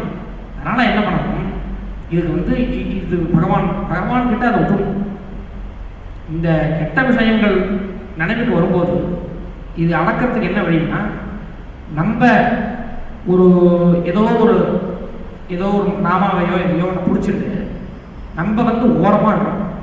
நீ மாட்டுக்கு என்னமோ பண்ணப்பா அப்படின்னு அந்த கெட்ட எண்ணத்தை விட்டுணும். அந்த கெட்ட எண்ணத்தை விட்டு நம்ம அந்த நாமாவை பிடிச்சிட்டு அதை கவனிக்க ஆரம்பித்தோம்னா இயற்கையாக அது அடங்கிடும். இதுதான் அந்த விஷத்தை வந்து பரமேஸ்வரன் அதை குடிக்கிறார் அப்படிங்கிறது. நம்ம ஓரமாக இருந்து அதை கவனிச்சோம்னா அது அடங்கிடும். அந்த பிடிச்சிக்கிறதுங்கிறது பரமேஸ்வரன். ஏதோ ஒரு பகவானை பிடிச்சிட்டா இந்த விஷம் அடங்கிடும் அப்படின்னு. அடுத்தது மேலே இந்த சில விஷயங்கள்லாம் வருது இல்லையா, இந்த காமதேனம், ஐராவதம் முதலிய விஷயங்கள், இதெல்லாம் என்னன்னா சித்திகள். இதெல்லாம் யோகத்தில் மேலே போக சித்திகள்லாம் வரும். யாரோ நினைக்கிறதுலாம் நமக்கு கேட்க ஆரம்பிக்கும். எங்கேயோ திடீர்னு வெளியில் எங்கேயோ நடக்கிற விஷயங்கள்லாம் நமக்கு தெரிய ஆரம்பிக்கும். இந்த விஷயங்கள்லாம் இந்த மேலே மேலே வர இந்த காமதேனு முதலியவை. இது இவளை என்ன பண்ணலாம்னா, இந்த இதில் மாட்டிட்டு கடையிறதை விட்டுறக்கூடாது. கடையிறதுங்கிறது பொதுவாக பிராணாயாமம் சொன்னேன்னு தவிர சாதனை, அத்தியாத்ம சாதனை தான் கடையிறதுங்கிறது. மேலே மேலே மேலே அந்த க்ளீன் பண்ணுறது தானே கடையிறதுங்கிறது. அதனால் இந்த அத்தியாத்ம சாதனையை நம்ம விட்டுறக்கூடாது. இந்த ஒரு சித்தி அதுக்கு என்ன வழின்னா, ஏதாவது சித்தி வந்ததுன்னா கூட அந்த சித்தியை ஒன்றும் கவனிக்காமல் இருக்கணும், விட்டுடணும். அதை கவனிக்கவே கூடாது. இல்லைன்னா என்ன பண்ணணும்னா, அந்த சித்தியை வச்சுட்டு லோகக்ஷேமார்த்தமாக ஏதாவது பண்ண முடியுமா? அந்த சித்தியை வச்சுட்டு அந்த சித்தியை ஷேர் பண்ணிக்கிறது, இந்த தேவாலாம் அதை ஷேர் பண்ணிக்கிறான் இல்லையா, அது என்னன்னா, இந்த சித்தியை வச்சுட்டு லோகக்ஷேமார்த்தமாக ஏதாவது பண்ண ஆரம்பிச்சோம்னா எனக்கு வேணும் எனக்குங்கிற ஒரு அந்த இது மறைய ஆரம்பிச்சு, அதனால அது கெடுக்காது அப்படிங்கிறது. இல்லை ஒன்றும் இக்னோர் பண்ணிடலாம், இன்னும் அது அந்த சித்தி வேண்டவே வேண்டாம் அப்படின்னு விவேகானந்தர் மாதிரி இக்னோர் பண்ணிடலாம். விவேகானந்தர்கிட்ட ராமகிருஷ்ணன் சொன்னார், நான் இவ்வளோ வருஷமாக பண்ணின சாதனைகளோட பலனாக பல சித்திகள்லாம் என்கிட்ட இருக்கு, இதை நான் உனக்கு கொடுக்குறேன், வாங்கிக்கிறையா அப்படின்னா. இது ஆன்மீகத்தில் முன்னேறத்துக்கு எனக்கு உதவுமா அப்படின்னு விவேகானந்தர் கேட்டுருக்காரு. இது ஆன்மீகத்தில் ஆத்ம உன்னதிக்கு இது உதவுமா அப்படின்னு. அது உதவாது அப்படின்னா அது வேண்டாம், அது வேண்டாம். ஆன்மீகத்தில் உன்னதியாக அடைஞ்சதுக்கு அப்புறம் வேணும்னா அது பார்த்துக்கலாம், அதை பற்றி இல்லை. இப்போ ஆன்மீகத்தில் உயர்றதுக்கு முன்னாடி அதை கண்டுட்டு அதை பெருசாக எடுத்துக்க ஆரம்பிச்சோம்னா, யாரோ நினைக்கிறது நம்ம கேட்கறது, ஆஹா நம்ம பெரிய ஒரு சித்தி அடைச்சிட்டோம், நம்ம யோகத்தில் ஒரு பெரிய சித்தி அடைச்சிட்டோம் அப்படின்னு ஒரு அந்த இது வந்துடுச்சுன்னா மேலே அத்தியாத்ம சாதனை நடக்காது. மேலே அத்தியாத்ம சாதனை அது விட்டு போயிடும். அதனால் ஒன்றும் அதை இக்னோர் பண்ணிடணும். இல்லைன்னா எல்லாம் அந்த சித்தியை வச்சுட்டு லோகத்துக்கு என்ன பண்ண முடியும் அப்படின்னு அந்த விஷயத்தை அங்கே ஒத்துக்க ஆரம்பித்தோம்னா அந்த சித்தி கெடுக்காது அப்படின்னு. இதுக்கு மேலே வர அந்த அமிர்தம் அப்படின்னு வருது இல்லையா, இந்த அமிர்தம்ங்கிறது அனுபவம் தான். அந்த அனுபவம் பகவான் கொடுக்குறது, அந்த அமிர்தம் தான் பகவான் கொடுக்குறது அப்படின்னு. இந்த அமிர்த மசனத்தோட சாரம் அத்தியாத்ம சாதனை பண்ண முதல்ல அங்கேருந்து வர இந்த விஷயங்கள், அந்த விஷயங்கள் நம்மளை அதாவது அது கட்டுப்படுத்தி அதை நமக்குள்ளேயே அதுலேயே நம்ம ஸ்ட்ரக் ஆகிடக்கூடாது. அது பகவான் ஆசிரியச்சுட்டு அதெல்லாம் தள்ளிட்டு பகவான் ஆசிரியச்சிடணும் அப்படிங்கிறது தான் இந்த கதையோட சாரம். இதுக்கு மேலே இந்த யுத்தத்தில் அடிபட்டு இங்கே பகவான் பக்ஷபாதம் பண்ணுறாரு, பகவான் பக்ஷபாதம் பண்ணலாமா அப்படின்னு ஒரு கேள்வி. தேவாலயத்தை இது மாதிரி அமிர்தத்தை கொடுத்துட்டார், அசுராளுக்கு கொடுக்கல, இந்த மாதிரி பகவான் பண்ணலாம். அது எவ்வளோ பகவான்ங்கிறது சமதர்சி, பகவான்ங்கிறது எல்லாருக்கும் பொது அப்படின்னு இருக்கும்போது பகவான் இப்படி பண்ணலாமா அப்படிங்கிற கேள்விக்கு ஸ்ரீயண்ணா ஒரு சூப்பரான ஒரு புதுசு, ரொம்ப அழகான பதில். அசுராள்கிட்ட ஏற்கனவே இந்த மிருத சஞ்சீவனி அப்படின்னு ஒரு வித்யை, சுக்கராச்சாரியனோட வித்யை அது இருக்கு. இப்போ பலின்னு இங்கே ஒரு ராஜா, அசுர ராஜா, அவன் அடிபட்டு போகிறான். அவன் அடிபட்டு போகும்போது அவனை எழுப்புறதுக்கான வித்தியை சுக்கிரன் கிட்ட இருக்கு. தேவாள்கிட்ட அது மாதிரி இல்லையே, எதுவுமே தேவாள்கிட்ட புத்த சஞ்சீவனியா எதுவும் இல்லை. அதனால இதுதான் வழி, அமிர்தம் தான் அவளுக்கு இருக்கிற சக்தி அதுதான். அப்படிங்கிறதுனால அந்த சக்தியை அவள் கொடுக்குறது, அவள்கிட்ட என்ன இது கேட்கும், இது இருக்கேன் புத்த சஞ்சீவனிங்கிறது இருக்கு. அதனால பகவான் அவள் இதையை முடிப்பா, அதுவும் வேணுமா, எல்லாமே வேணுமா புத்தருக்கேன் அப்படிங்கிறது தான். மேலும் இவா ஒழுங்கா இந்த சண்டையை போடாமல் இருந்திருந்தால் ஒழுங்கா எல்லாரும் சேர்ந்து கிடச்சிருக்கும். இவா சண்டை போடுறாளே, நீ உனக்கு வேணும்னு நினைக்கிறியோ இல்லை, நீ உனக்கு தான் வேணும், அவள்கிட்ட நீ ஏன் பிடிக்கின்னு போற? ஒழுங்கா திருமந்திரி பகவான்கிட்ட இருந்திருந்தா எல்லாருக்கும் சேர்ந்து கொடுத்துருப்பாரு. நீ உனக்கே எனக்கு வேணும் அப்படின்னு நினச்சிட்டே இருந்ததுனால எனக்கு வேணுங்கிற ஒரு இது ஜாஸ்தியாக அந்த இது கிடைக்காது. எனக்கேன்னு நினைக்க அந்த விஷயங்கள் கிடைக்காது. எல்லாருக்கும் நினைக்க அது கிடைக்கும் அப்படிங்கிறது. இந்த பலி அடிபட்டு போகிறான். இந்திரன் அவனை வஜ்ராயுதத்தை வச்சுட்டு வதமே பண்ணிட்டான். வதம் பண்ணதும் பலி சுக்கிரன்கிட்ட போனதும் சுக்கிரன் அவனை புத்த சஞ்சீவனி அப்படிங்கிற ஒரு வித்தியை கொடுத்து அவனை இது பண்ணிட்டான். அவனை திரும்பி நீரூட்டினான். அந்த மாதிரி மந்திரங்கள்லாம் இருந்தது. அந்த பலி ஒரு பெரிய யாகம் பண்ணான், பெரிய யாகம். அந்த யாகத்திலேருந்து அவனுக்கு பல சக்திகள் கிடச்சிது. அந்த சக்திகளை கொண்டு திரும்பி தேவாலை ஆக்கிரமிச்சான். இது மாதிரி எனக்கு பட்சபாதம் பண்ணிட்டா அப்படின்னு தேவாலை திரும்பி ஆக்கிரமிச்சான்.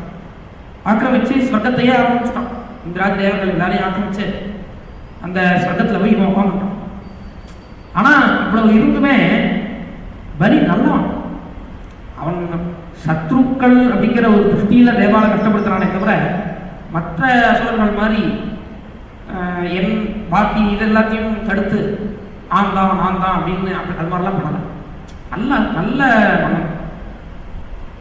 அப்படி அவன் இருக்கிறதுனால பகவான் அவன்கிட்ட ஒன்றும் சண்டை போட முடியும். அவனுடைய சத்ரு அவன் சண்டை போடுறான், அதோட முடிஞ்சிருச்சு. இப்போ பகவான் இதில் தலையிட்டாருன்னா அவன் கெடுதல் பண்ணாத வரைக்கும் பகவான் இதில் தலையிடக்கூடாது அப்படின்னு இருக்கிறதுனால பகவான் ஒன்றுமே பண்ண முடியல. ஆனால் இந்த தேவதைகளோட அம்மாவுக்கு அதித்தின்னு பேர். இந்த அதித்தி ரொம்ப அதித்திக்கு அம்மா குழந்தைகள் கஷ்டப்படுறதுன்னதும் அம்மாவுக்கு தாங்கலை.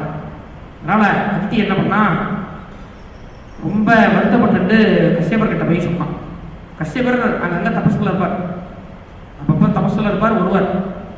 அவர்கிட்ட சொன்னான், இது மாதிரி என்னுடைய குழந்தைகள் கஷ்டப்படுறது, நம்மளுடைய குழந்தைகள் கஷ்டப்படுறது, இது நீ ஏதாவது வழி பண்ணணுமே அப்படின்னு அதித்தி சொன்னான். அது மாதிரி சொன்னதும் கஷ்யபர் என்ன பண்ணார், ஒரு விரதம் பயோவிரதம்னு பேர். ஒரு 15 நாளைக்கு பாலால் மட்டுமே பகவானுக்கு ஆராதனை பண்ணார்.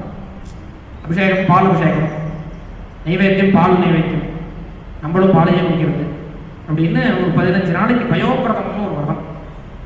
இந்த விரதத்தில் பகவானை பக்தியோட ஆராதனை பண்ணு, பகவான் உனக்கு தரிசனம் கொடுப்பார், பகவான் கிட்ட கேட்கணும் அப்படின்னு சொல்லி இந்த அதிதிக்கு ஒரு விரதத்தை உபதேசம் பண்ணி இந்த பண்ணு அப்படின்னா. இதுலேருந்து ஒரு விஷயம் என்னன்னா, பெண்கள் தனியாக விரதம் பண்ணிருந்தாங்க. பெண்களுக்கு கர்மானுஷ்டானங்களே இருந்திருக்கு. இந்த காலத்தில் ராமாயணத்தில் கௌசல்யா அக்னிஹோத்திரம் பண்ணுறாங்க.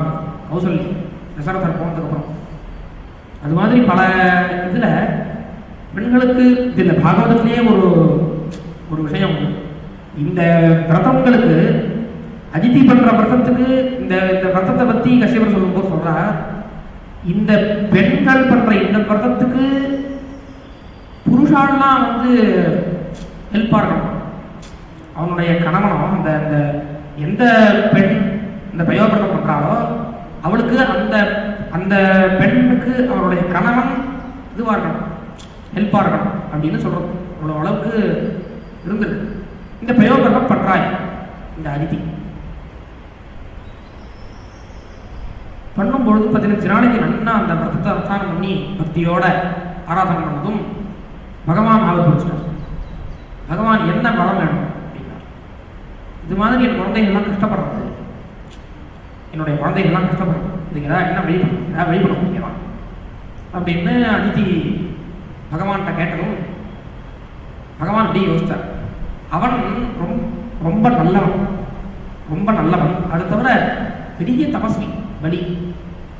அவனை காரணம் இல்லாமல் நான் போய் அழிச்சேன்னா அது பட்சபாதம் பண்ணதாக.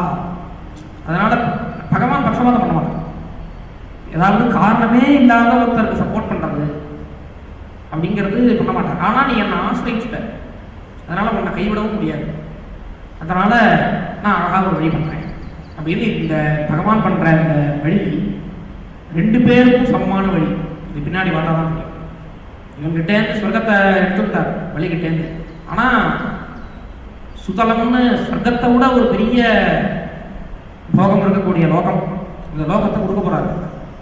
அதனால் இங்கே பண்ணுறது 2 பேருக்கும் சமமான. ஏன்னா அந்த ஒரு நிர்வாகம்ங்கிறது அந்த இந்திரன்கிட்ட கொடுக்கப்பட்டிருக்கு. இந்த ஒரு இந்திரன்கிறது இந்த நிர்வாகம் பண்ண வேண்டியது. அதனால் அந்த நிர்வாகத்தை இந்திரன்கிட்ட தானே கொடுத்தாகணும். இவன் தேவையில்லாத உள்ள போக்கு நான் பண்ணுறேன் அப்படின்னு சொல்லக்கூடாது. அதனால் அவன்கிட்ட வாங்குறது. ஆனால் அப்படிப்பட்ட நல்லவனாக இருக்கிறதுனால தபஸ்வியாக இருக்கிறதுனால இவனை அழிச்சிடணும் அப்படிங்கிற இருக்கக்கூடாது அப்படின்னு சரியான ஒரு வழி பின்னாடி பண்ண போவான். இவர்கிட்ட என்ன சொல்கிறான் அதித்தி கிட்ட, நான் உனக்கு குழந்தையா பிறந்தேன், இது வந்து பகவத் கிருபை. இதெல்லாம் சில விஷயங்கள்லாம் நம்ம எதுக்கோ பகவான் ஆசிரியப்போம்.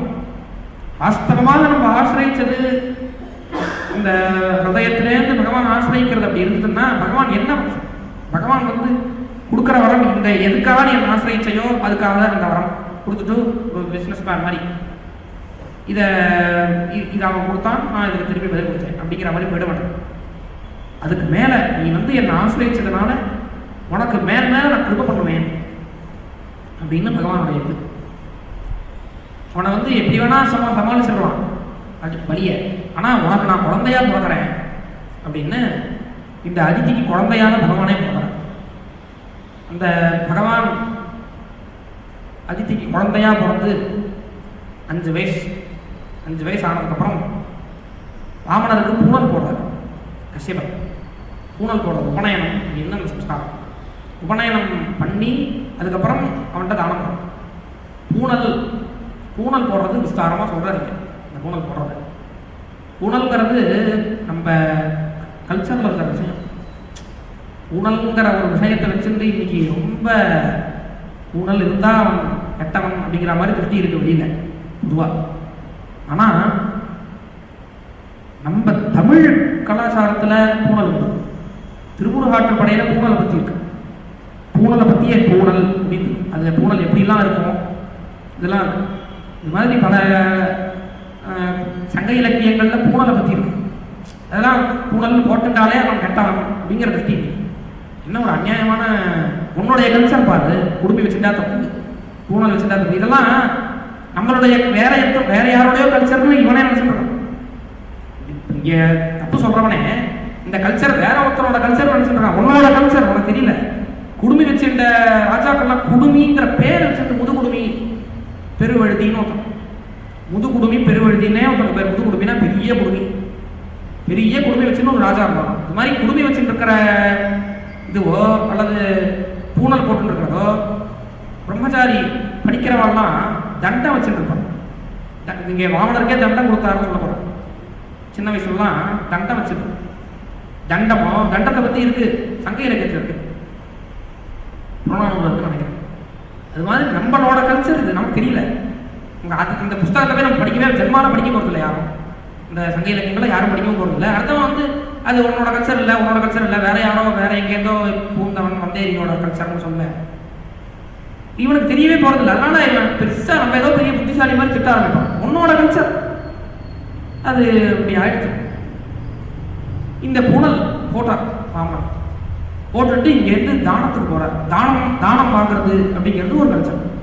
இன்னைக்கு தானம் வாங்குறது அப்படிங்கிறது ஏதோ பிச்சை எடுக்கிறது இல்லை. அது வந்து அப்படிப்பட்ட குவாலிட்டி இருக்கிறவாளுக்கு அவளுக்கு வந்து ஒரு நியத்தமான ஒரு வேலை பண்ணி அந்த வேலையிலேருந்து சம்பாதிக்கிறதுங்கிறது கஷ்டம் வாழும்.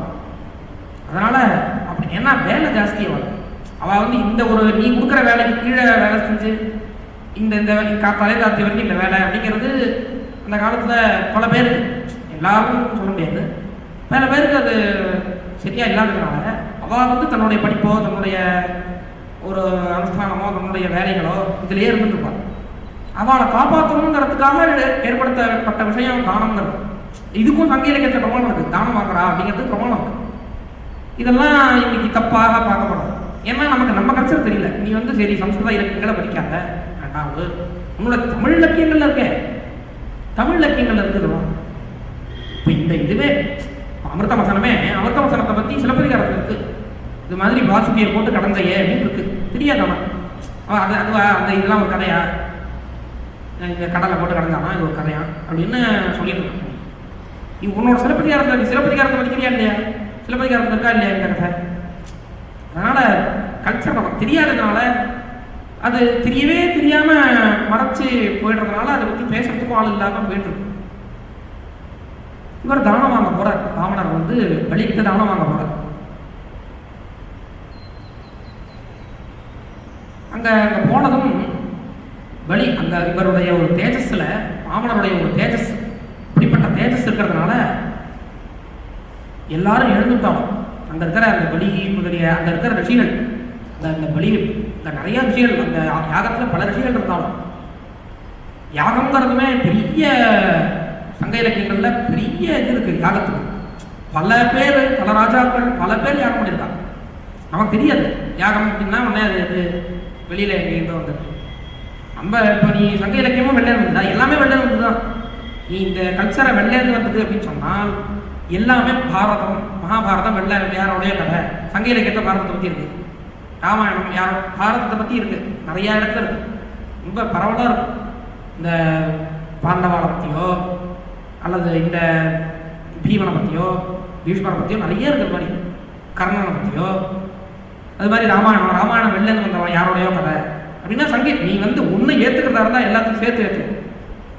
இல்லை ஒன்று ராமாயணம், பாரதம், சங்க இலக்கியங்கள் எல்லாத்தையும் சேர்த்து ஏற்றுக்கணும். இல்லையா எல்லாத்தையுமே தள்ளு, சங்க இலக்கியத்தையும் தள்ளு, புறநானூரையும் தள்ளு, திருமுறை எல்லாத்தையும் தள்ளு. அது என்ன இந்த சங்க இலக்கியத்தை மட்டும் ஏற்றுக்கிறது? சங்க இலக்கியத்தில் அப்போ என்ன தப்பாக சொல்லிக் கொடுக்குறது? தப்பாக சொல்லிக் கொடுக்கணும், தப்பாக சொல்லிக் கொடுக்கணும், இஷ்டத்துக்கு வாயில வந்து சொல்லிக் கொடுக்கணும். மாற்றி அதோட அர்த்தத்தை மாற்றி பிரத்யக்ஷமாக தெரியுது ஒரு அர்த்தம், அந்த அர்த்தத்தை மாற்றி ஒரு தன்னோட ஒரு பிடிவாதத்துக்காக தன்னோட அஜெண்டாக்காக அதோட அர்த்தத்தை மாற்றி தப்பாக சொல்லி அது வேற எங்கேயும் பொருந்தாமே போகும், தப்பாக போகும். இது மாதிரிலாம் மாற்றி போயிட்டு இருக்கு. ஏற்றுக்கிறதா எல்லாத்தையும் சேர்த்து ஏற்றுக்கணும். இங்கே அது மாதிரி போயிட்டு இருக்கு. யாகத்தை பற்றி இருக்குது சங்க இலக்கியத்தில் அவ்வளோ இடத்துல இருக்கு, அவ்வளோ இடத்துல இருக்குது யாகத்தை பற்றி. ராஜாக்கள் பண்ணுற யாகத்துலையோ ராஜாக்கள் பண்ணுற தானமோ, ஒரு ராஜா தானம் பண்ணி அந்த இடத்துல சேராயிட்டான் வர்ணானே. அந்த அவன் தானம் பண்ணும்போது இந்த கல்ச்சர் தானம் பண்ணும்போது பார்த்தேன்னா ஒரு ஸ்லோகம் சொல்லி பத்னி வந்து உத்தரணியில் ஜலம் விடுவான். அது வந்து அது ஒரு கல்ச்சர். இந்த கல்ச்சர் பாரத்தில் இதில் சங்க இலக்கியத்தில் இருக்கு. இந்த கல்ச்சர் இப்போ இந்த ஜலம் விடுவா இங்கே வரப்போகுது வழி வந்து ஆவலருக்கு தானம் பண்ணும்போது இந்த ஜலம் விடுவா, வித்யாவளி ஜலம் விடுவா அப்படின்னு இந்த கல்ச்சர் இருக்கு இதில் சங்க இலக்கியத்தில். அது மாதிரி ஜலம் விட்டு தானம் பண்ணும்போது ஜலம் விட்டு கீழே சேராயிடுச்சு அப்படின்னு இருக்கு. வரணும் அவ்வளவு தானம் நேரம், கீழே ஜலம் விட்டு கீழே சேராத அளவுக்கு தானம் நேரம். இந்த கல்ச்சருக்கு இவ்வளவு ஸ்பஷ்டமாக நம்மளுடைய கல்ச்சர் இன்னைக்கு நம்ம கிட்ட இருக்கிற கல்ச்சர். இன்னைக்கு வேதாத்தியனம், வேத பாராயணம்னு பண்றாங்க. வேத பாராயணத்தை பத்தி இருக்கு.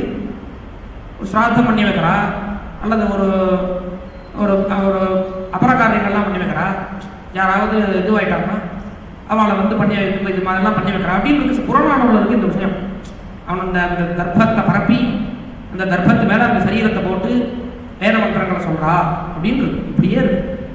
இவ்வளவு கல்ச்சரும் இன்னைக்கு நம்ம எது அனுஷ்டானம் பண்ணியிருக்கோமோ இந்த கல்ச்சர் இவ்வளவும் சங்க இலக்கியத்தில் இருக்கும்போது பிரத்யக்ஷமா தெரியும் போது எதனால அதை மறுக்கணும், எதனால அது தப்புங்கணும், எதனால அதை வெள்ளேன்னு வந்ததுன்னு சொல்லணும், என்ன பிரமாணம்? நீ வெள்ளேன்னு வந்ததுன்னு சொல்றதுக்கு என்ன பிரமாணம்?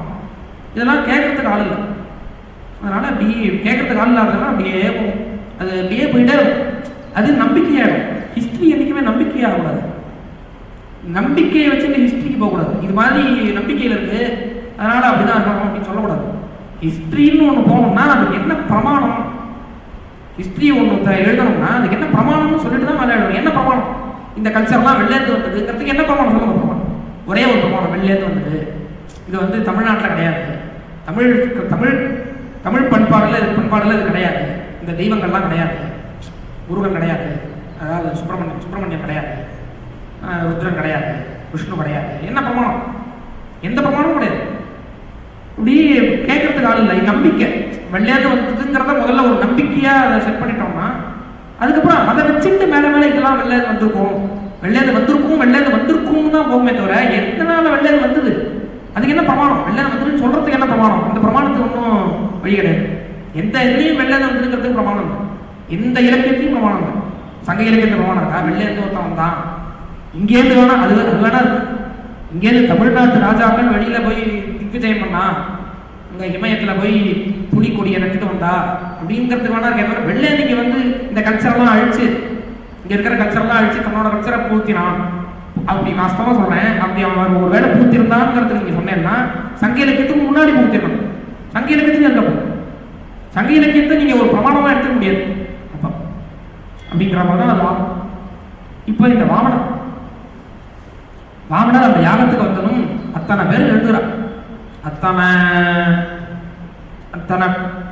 ராஜாக்கள்லாம் வந்திருக்கா, ரிஷிகள்லாம் இருக்கா, அத்தனை பேர் எழுதுறா. அவரோட தேஜஸை பார்த்து பலி ரொம்ப சந்தோஷப்பட்டான். இது மாதிரி ஒரு குழந்தை வருதே அப்படின்னு ரொம்ப சந்தோஷப்பட்டு அந்த குழந்தைக்கு நமஸ்காரம் பண்ணி, என்னப்பா வேணும், உனக்கு எதாவது வேணுமா, என்ன வேணும் அப்படின்னு கேட்டதும் 3 அடி மண், 3 அடி, அதுவும் என் காலால் அளக்கப்பட்ட 3 அடி மண் கொடுக்கும் அப்படின்றது பலி ரொம்ப உறக்க சிரிச்சான். என்னப்பா என்கிட்ட வந்து நீ சாதாரணமாக எங்கேயோ ஒரு சின்ன ஒரு ஜமீன்தார்கிட்ட போனேன்னா இது மாதிரி கேட்கலாம். நான் எவ்வளவு பெரிய ராஜா, சொர்க்கத்தையே ஆக்கிரமிச்சுருக்கான், என்கிட்ட வந்து நீ வந்து 3 அடி மண் கொடு அப்படின்னு கேட்குறியே, உனக்கு வந்து ஒரு தீபத்தையே எழுதி வைக்கிறேன், ஒரு பெரிய கண்டத்தையே எழுதி வைக்கிறேன், அது மாதிரி எழுதி வைக்கக்கூடிய ஆகணும், இந்த லோகத்தையே பூலோகமே கொடுத்து அப்படி எழுதி வச்சுட்டு போயிடுவேன், அது மாதிரி ஆகணும், என்கிட்ட வந்து இது மாதிரி கேட்குறியே அப்படின்றதும் இவர் சொல்றார், 3 அடி மண்ணால சந்தோஷப்படாதவன் 3 உலகமும் படித்தாலும் சந்தோஷப்படுவான். எது எனக்கு இருக்கோ அதை வச்சு சந்தோஷப்பட தெரியாதவன் வேற என்ன கிடைச்சாலும் சந்தோஷப்படுவான். உயிரே இவ்வளவு பெரிய ஒரு ஐஸ்வர்யங்கள் கிடைச்சாலும் எத்தனை இது பண்ணாலும் அவன் சந்தோஷப்படுவான் அப்படின்னு இவர் சொன்னதும், சரி நீ கேட்குற அப்படிங்கிறதுனால நீ அழ அப்படின்னு சொல்லி இந்த விந்தியாவளியை கூப்பிட்டு தானம் பண்ண போறான். பலி சுக்கிரன் அந்த ரிஷி அவர் தடுத்துட்டார், இந்த பலியை கூப்பிட்டு இந்த மாதிரிலாம் தானம் பண்ணாங்க. ஏன்னா இவர் வந்து மாயா வாமன ரூபி, இவர் வந்து மாயினால வாமன ரூபத்தை தெரிச்சுட்டு இருக்கார். நீ தேவையில்லாமல் இவரை கொடுத்துட்ட அப்படின்னா அது வந்து ஒன்றும் உனக்கே அழிவை உண்டாகும். ஆனால் நான் கொடுக்குறேங்கிற வாக்கு கொடுத்துட்டேனே அப்படின்னா பலி, நான் கொடுக்குறேங்கிற வாக்கு கொடுத்துட்டு அப்புறம் எப்படி அதை மறுக்க முடியும் அப்படின்றதும் சுக்கிரன் என்ன சொன்னார், உயிர் போகிற சமயத்தில் அல்லது தன்னுடைய சொத்துக்கள்லாம் போயிடுங்கிற சமயத்தில் அது மாதிரி சில சமயங்களில் நீ வந்து பொய் சொன்னாலும் தப்பு இல்லை, அது வந்து பொய் சொன்னாலும் தப்பு இல்லை, அதுதான் சில விஷயங்கள் இருக்கு. உயிர் போகும் அப்படிங்கிற சமயத்தில் அந்த சமயத்துலையும் சத்தியம்தான் சொல்கிறவங்களுக்கு இருக்கா, அது வந்து பெரிய சத்தியத்தில் நிச்சயம் இருக்கிறவா என்ன இருந்தாலும் சத்தியம்தான் அப்படின்னு நிற்பா. ஆனால் சாதாரண ஜனங்கள் அவ்வளோ அதில் இது பண்ண வேண்டாம், அது வந்து பெரிய அத்தர்மம் இல்லை. உயிர் போகிற சமயத்தில் போய் சொல்கிறது பெரிய அத்தர்மம் இல்லை, அது மாதிரி சொத்துக்கள்லாம் போயிடுங்கிற சமயத்தில் போய் சொல்கிறது அவ்வளோ பெரிய அத்தர்மம் இல்லை, அதனால் இது தப்பு இல்லை அப்படின்றதும் வழி நிற்கிறான். எனக்கு சத்தியம்தான் முக்கியம். இவர் ஒருவேளை வாமனதாக வந்திருந்தால் அதை விட எனக்கு பெருமை என்ன, எவ்வளவு பெரிய பகவான், எவ்வளவு பெரிய பரமாத்மா, அவர் ஒரு சின்ன குழந்தையாக என்கிட்ட வந்து தானம் கேட்கணும், தானம் கேட்டுதான் என்கிட்ட இருந்து வாங்க முடியும்னு பகவான் நினைச்சு நீங்க வந்தாருன்னா அதை விட எனக்கு பெருமை என்ன, அதனால தானம் கொடுக்கறதுங்கிறது எனக்கு பெருமை, அதனால தானம் கொடுத்தே தீருவேன் அப்படின்னு பலி அங்கே போனதும் சுக்கிரனுக்கு இன்னுமே அந்த சிஷ்ய வாத்சல்யம், இவன் என்னடா இந்த குழந்தை இப்படி இதுவாயிட போகுது, ராஜ்யத்துக்கு இதுவாயிட போகுது, கீழே விழுந்துட போகுது அப்படின்னு அந்த கமண்டலுவோட இந்த இது இருக்கு, இந்த ஜலம் விடுறத இது இருக்கு இல்லையா, அந்த இதில் ஒரு சின்ன பூச்சி மாதிரி போய் உட்காந்துட்டான். உட்காந்துக்கும் அவன் ஜலம் வெளியில் வரலை, அந்த ஒரு குச்சி மாதிரி ஒன்றத்தை எடுத்து வாமனர் அந்த உள்ள எடுத்து குத்தி இந்த சுக்கிரனை தள்ளிவிட்டார். தள்ளினதும் அவர் கிளம்பி போயிட்டார், கண்ணு போயிட்டு மேலே இந்த பலி விந்தியாவளி அப்படிங்கிற அவனுடைய பத்னி, அந்த பத்னி தெரியும், அவளுக்கும் தெரியும், சொல்லிட்டார் சுக்கிரன் சொல்றதுல நம்பிக்கை உண்டு, அதெல்லாம் விஷ்ணுலாம் இல்லை அப்படின்னு சொல்லவே இல்லை. பலி விஷ்ணு இல்லை அப்படின்னா அதெல்லாம் சொல்லவே இல்லை, விஷ்ணுவா இருக்கட்டுமே நான் தானம் பண்ணுறேனே, தானம் பண்ணுறேன் அப்படின்னு அந்த விந்தியாவளிக்கு தெரியும், சொத்துலாம் போயிடும்னு, சரி போட்டு வைக்கிறோம், என்ன தானம் கொடுக்கணும், அதுவும் இந்த குழந்தைக்கு தானம் கொடுக்கணும். பலியாவது பலிக்கு ஒரு பெருமை, வாமனர் விஷ்ணு நம்ம கிட்ட வந்து தானம் கேட்கிறாரே அப்படிங்கிற பெருமை பலிக்கு. விந்தியாவளிக்கு வாத்சல்யம், இப்படி ஒரு குழந்தைக்கு அந்த குழந்தை கேட்கறத கொடுக்கக்கூடிய பாக்கியம் கிடைச்சதுன்னா அதனால சொத்து எல்லாம் போனாலும் பரவாயில்ல அப்படின்னு அந்த விந்தியாவளி ஜலம் விடலாம் தானம் பண்ணிட்டான். தானம் பண்ணிட்டதும் அந்த வாமன ரூபம் அதுவே அற்புதமான வாமன ரூபம், அது அகர்த்ததாத்புதம், அது அப்படியே வளர்ந்துதான், அப்படியே இந்த வாமனருடைய ரூபம் அப்படியே பெருசா வளர்ந்து இந்த 3 லோகத்தையும் பாதத்தால் அளந்துட்டார். இந்த பூமியை அளந்துட்டார். ஒரு காலால் பூமி அளந்தார், அடுத்த அடியால் மேல் லோகத்தை வந்தார். அந்த மேல் லோகமும் மேலே அப்படியே போச்சு. அந்த கால் மேலே இருக்கிற எல்லா லோகத்தும் போச்சான். அவனுடைய ஆட்சி சொர்க்கம் வரைக்கும் தான்.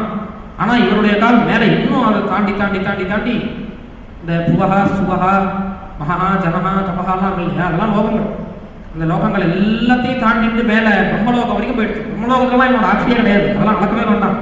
இருந்தாலும் பிரம்மாவுக்கு ஒரு அனுகிரகம் பண்ணணுங்கிற ஒரு ஆசை, அதனால இவருடைய கால் இங்கே வரைக்கும் போச்சு. பிரம்மா அதை பார்த்து இந்த இப்படிப்பட்ட ஒரு பாதம் நம்ம இது கொடுத்துருக்கே அப்படின்னு அந்த பாதத்துக்கு அபிஷேகம் பண்ணணும் அப்படின்னு ஒரு ஆசை. அவருடைய கமண்டல ஜலத்தினால அபிஷேகம் பண்ணார். இந்த அபிஷேகம் பண்ண அந்த ஜலம்தான் கங்கா அப்படின்னு இன்னைக்கும் ஓடிட்டு இருக்கு. அதனால இந்த கங்கையில் நம்ம போய் ஸ்நானம் பண்ணணுங்கிறது விஷ்ணுபதி அப்படின்னு கங்கைக்கு பேர். விஷ்ணுவனுடைய பாதத்தை அபிஷேகம் பண்ண ஜலம் அந்த கங்கா அப்படின்னு. இந்த 2 காலாக வந்துட்டாரா, இங்கே பலி இருக்கான். இவனை பார்த்து 3 கால் கேட்டேன், 3 கால் பண்ணு கேட்டேன், நீ 2 கால் பாயிடுச்சு, 3வது காலுக்கு என்ன வழி பண்ண போற அப்படின்னு பலியை பார்த்து கேட்குறாங்க. பலி என்னுடைய தலையில் பார்த்து வைக்க, அவனுடைய சிரஸில் பாதத்தை வைக்க. அவனுடைய சிரஸில் பாதத்தை வச்சு அவனுக்கு அனுகிரகம் பண்ணிட்டு மேலே நீ சுத்தலம்னு ஒரு லோகம் இருக்கு கீழே. சுத்தலம் அப்படின்னு ஒரு லோகம். இந்த லோகம் சர்க்கத்தை விட இது போக சாதனைகள்லாம் ஜாஸ்தி இருக்கிறது, போக வஸ்துக்கள்லாம் ஜாஸ்தி இருக்கான். அப்படிப்பட்ட ஒரு லோகம், அந்த லோகத்தில் போய் நீ சௌக்கியமாக இருந்துருப்பா அப்படின்னு பலியை அனுகிரகம் பண்ணிட்டு கீழே அனுப்பினார் அப்படின்னு இந்த வாமன சரித்திரம். இந்த வாமன சரித்திரம், இந்த திரிவிக்ரமன் அப்படின்னு ஒன்று இருக்கு இல்லையா, இதுவுமே தத்துவார்த்தம் தான்.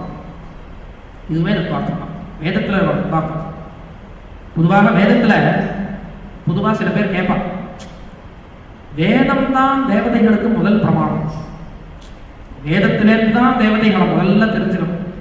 அந்த வேதத்தில் எந்த விஷயங்கள் இருக்கோ அந்த விஷயங்களை தெரிஞ்சுட்டு அந்த மனசில் வாங்கிட்டு அந்த திருஷ்டியோட புராணங்கள் பாக்கி விஷயங்களை பார்க்கணும். முக்கியமாக புராணங்களை பார்க்கணும். அப்படி பார்க்கும்போது நமக்கு வர தெளிவே வேறு. அப்படிப்பட்ட ஒரு ரொம்ப அழகான தெளிவு வரும் அந்த திருஷ்டியோட நம்ம புராணங்களை பார்க்கணும். நம்ம இதை பார்த்துட்டு அதை பார்த்தோம்னா இதில் இருக்கிற விஷயங்களையும் அங்கே போய் பார்க்கணும். அது ஒரு சொல்லும். அப்போ தேவதைகளை பற்றி வேதத்திலேருந்து முழுக்க தெரிஞ்சுன்ற முடியுமா அப்படிங்கிற ஒரு கேள்வி வரும். வேதம் முழுக்க ஸ்தோத்திரமாக தான் இருக்கும். இந்திரன் அக்னி எல்லாரும் பற்றி ஸ்தோத்திரம் பண்ணுறது. ஸ்தோத்திரம் பண்ணுறது எப்படி, ஒரு கதையாக அந்த தேவதைகளோட கதையை சொல்கிறது எப்படி. அப்போ அது இதுதானே ஜாஸ்தி தெரிஞ்சிட முடியும்னா அப்படி இல்லை. அது வேதத்தை பார்த்தா தெரியும். வேதத்தில் ஒரு கன்சிஸ்டன்சி இருக்கும். ஒரு ஏதோ ஒரு தேவதையை எடுத்துட்டா அந்த தேவதையோட சூத்தங்கள்ல எல்லாத்துலேயும் ஒரு விஷயம், அந்த விஷயம் அந்த தேவதைக்கு தான். அதுலேருந்தே அந்தந்த தேவதைகளோட விசேஷத்தை தெரிஞ்சுக்கணும். அந்தந்த தேவதைகள் என்ன அப்படிங்கிறத அந்த மந்திரங்கள், அந்த சூத்தங்கள், அந்த தேவதையோட சூத்தங்களை மட்டும் எடுத்து பார்த்தோம்னா அது இருக்கிற மந்திரங்கள் மூலமாக மட்டும் ஒரு விஷயம். இந்த கன்சிஸ்டன்சி ஏதோ ஒரு அது விஷ்ணு விஷயமான கன்சிஸ்டன்சி இந்த இதுதான். இந்த கிரமணம், திரிவிக்ரமம், அந்த அளக்கிறது இருக்கு இல்லையா, இது விஷ்ணு மந்திரம் எங்கே வந்தாலும் இது கன்சிஸ்டன்சியாகும். இது ரொம்ப எல்லா இடத்துலையும் இந்த விஷயங்கள்லேருந்தே தேவதைகளோட ஒரு விசேஷத்தை தெரிஞ்சுக்கணும். தேவதைகளை பற்றி இந்த வேதத்தில் எல்லாம் ஒரே மாதிரி தானே இருக்கும், எப்படி தெரிஞ்சுக்க முடியும்லாம் இருக்காது. ரொம்ப பர்ஃபெக்டாக இருக்கும். இந்த விஷயம் இந்த தேவதைக்கு தான் வரும், இந்த விஷயம் இந்த தேவதைக்கு தான் வரும். தேவதைகள் இந்த லோகத்தை தெரிச்சுட்டு இருக்கா அப்படின்னு நிறைய இடத்துல வரும். வந்தாலுமே அவ எப்படி தெரிச்சுட்டு இருக்கா, ஒவ்வொரு சக்திகள் வேற வேற மாதிரி தெரிச்சுட்டு இருக்கு இந்த லோகத்தை. பிரகிருதியில் இருக்கிற சக்திகள் எல்லாமே சேர்ந்தாதான் இந்த லோகம் தெரிக்கப்படும். எல்லா சக்தியும் சேரும். இப்போ இந்த உலகத்தில் என்னெல்லாம் சக்தி இருக்கோ, ஹீட் எனர்ஜி, இந்த ஒரு ஜலம், இது மாதிரி எல்லா எனர்ஜியும் எல்லா சக்தியும் சேர்ந்தாதான் இந்த லோகம் தெரிக்கப்படும். இதில் இருக்கிற ஒரு வேகம், இதில் இருக்கிற ஒரு இந்த லோகத்திலேயே இருக்கிற ஒரு வேகம் இருக்கு இல்லையா, இந்த வேகம், இது மாதிரி பல விஷயங்கள் பல சக்திகள் சேர்ந்ததான் தெரிக்கப்படும். ஆக எல்லாமே இந்த லோகத்தை தெரிக்கிறது, எல்லாமே இந்த லோகத்தை தெரிக்கிறது, எல்லாமே இந்த லோகம் நடக்கிறதுக்கு காரணமாக இருக்கு. அப்படிங்கிற திருஷ்டியிலேருந்து தான் இந்த லோகத்துக்கு தேவதைகள் எல்லாருமே காரணம். அந்தந்த தேவதைகள் வரும்போது இந்த லோகத்தை வந்து இவன் சிருஷ்டி பண்ணுறான் அப்படின்னு சொல்கிறதோ, அல்லது அந்த தேவதைகள் இந்த லோகத்தை காப்பாற்றுறா அப்படின்னு சொல்கிறதுக்கோ, அந்த தேவதைக்கு என்ன ஒரு விசேஷத்தையோ, விசேஷமாக அந்த தேவதைக்கு என்ன இருக்கோ அந்த பார்வையால் தான் இந்த லோகம் அவளால் திரிக்கப்படுறதுங்கிறதுக்கு அர்த்தம் சொல்லணும். அந்த கன்சிஸ்டன்சியே தேவதைகளோட தத்துவத்தை காட்டி கொடுக்கும் நேரத்தில். விஷ்ணுக்கு இருக்கிற கன்சிஸ்டன்சி இந்த இதுதான், இந்த அளக்கிறது அப்படிங்கிறது. என்ன அளக்கிறதுனா என்ன அப்படின்னா, அளக்கிறதுங்கிறது நம்ம இந்த உபாக்கியானத்திலேயே அளக்கிறதுனா ஒரு காலை கொண்டு மேலே வச்சார் அப்படின்னு சொன்னாங்க. அது வந்து ஒரு திவ்ய ரூபமாக இருக்கிறதுனால தேவதைகளுக்கு வந்து நம்மள மாதிரி ரூபம் கிடையாது. புராணங்கள்லேயே நம்மள மாதிரி நமக்கு எப்படி ஒரு கை கால், இந்த ஒரு ரத்த அஸ்தி மாம்ச மேகம் மச்சா இது மாதிரியான விஷயங்கள்லாம் சேர்ந்து ஒரு ரூபம்னு ஒன்று இருக்கு இல்லையா, இது மாதிரி தேவதைகள் ரூபம் கிடையாது. தேவதைகளுடைய ரூபமே ஜோதி ரூபம், ஜோதி ரூபம். அதனால பகவான் இதை கிரமணம் பண்ணினார் அப்படின்னா ஜோதி ரூபமாக தான் கிரமணம் பண்ணியிருக்கார், ஜோதிஷாக தான் கிரமணம் பண்ணியிருக்கார் அப்படிங்கிறது புராணத்தோட திருஷ்டிலேருந்தே இப்படிதான். ஏன்னா அந்த ரூபத்தை அவர் வர்ணிக்கும் போதே அத்தனை தேவதைகளும் அந்த ரூபத்துக்குள்ள இருந்தா அப்படின்னு சொல்றாரு. அந்த விஷயத்திலேருந்தே அது வந்து திரிவிக்ரம ரூபம் அப்படிங்கிறது சகல தேவதைகளும் உள்ள இருக்கிற ரூபம். இந்த பாகவதத்தில் அந்த கட்டமே ரொம்ப அருமையான, தேவதைகள் எல்லாம் பகவான் யோதேவானாம் நாமதாக அப்படிங்கிறத இங்கே தெரியப்படுத்துகிற ஒரு கட்டமே. வேதத்தில் வியாப்தி அப்படின்னு ஒன்று இருக்கு. இப்போ வந்து எல்லா இடத்துலையும் பகவான் இருக்கார் அப்படின்னு இருக்கு இல்லையா, எல்லா இடத்துலையும் பகவான் இருக்கார். அதை தான் இந்த விஷயம் சொல்லுவோம். எல்லா இடத்துலையும் பகவான் வியாபிச்சிருக்கார் அப்படிங்கிறது தான் கிரமணம். கிரமணம்னா அளக்கிறது. பகவான் பாதத்தை வச்சிருந்து இந்த லோகத்தை அளந்தார் அப்படிங்கிறது பகவான் எல்லா இடத்துலையும் வியாபிச்சார். பகவான் எல்லா இடத்தையும் வியாபிச்சார்ங்கிறது தான் அதுக்கு அர்த்தம் சாதாரணமாக. அப்படிங்கிறத மனசில் வாங்கிட்டு இந்த ஒரு இதை பார்க்கணும். இது வந்து வெளியில மட்டும் இல்லை, நம்ம ஹிருதயத்திலையுமே அப்படிதான். நம்ம ஹிருதயத்திலையும் அவர் தான் வியாபிச்சிருக்கு. அதனால தான் அடிக்கடி பிரார்த்தனை வரும், பிரார்த்தனையே வரும், என்னுடைய ஹிருதயத்தில் நீ அழ அப்படின்னா என்ன அர்த்தம்னா, இந்த இந்த வேற வேற விஷயங்கள் இருக்கு இல்லையா, வேற வேற நம்ம மனசுல பகவானை தவிர இருக்கிற வேற வேற விஷயங்கள், இந்த விஷயங்கள் எல்லாத்தையும் நீக்கிட்டு பகவானையே வியாபிக்கணும். நம்ம ஹிருதயம் ஃபுல்லாக பகவான் தான் இருக்கும். நெஞ்சம் நிறைய புகுந்தானே அப்படின்னு ஆழ்வார். அப்படி நம்ம ஹிருதயம் ஃபுல்லாக பகவான் தான் இருக்கணுங்கிறது தான் என்னுடைய ஹிருதயத்தில் நீ வியாபி அப்படிங்கிற ஒரு பிரார்த்தனைகள்லாம் இருக்கு நேரத்தில். அதனால வியாப்தி அப்படிங்கிறத தான் சொல்றது இந்த கதை பொதுவாக. அடுத்தது மத்ஸ்யாவதாரத்தை சொல்றார். மத்ஸ்யாவதாரம்னு ஒரு அவதாரம். ஆனால் ஒரு விஷயம், இந்த கதைகள் உள்ள தத்துவார்த்தத்தை சொல்றது அப்படின்னா கூட இந்த வெளிக்கதைகளையுமே நம்ம விட்டுறக்கூடாது. இந்த வெளிக்கதைகளை நம்ம விட்டுடக்கூடாது. ஏன்னா ஒரு விஷயத்தை நம்ம விட்டுட்டோம்னா மேலே இந்த கல்ச்சரில் இந்த இருக்கிற விஷயம் இப்போ வந்து பல இதில்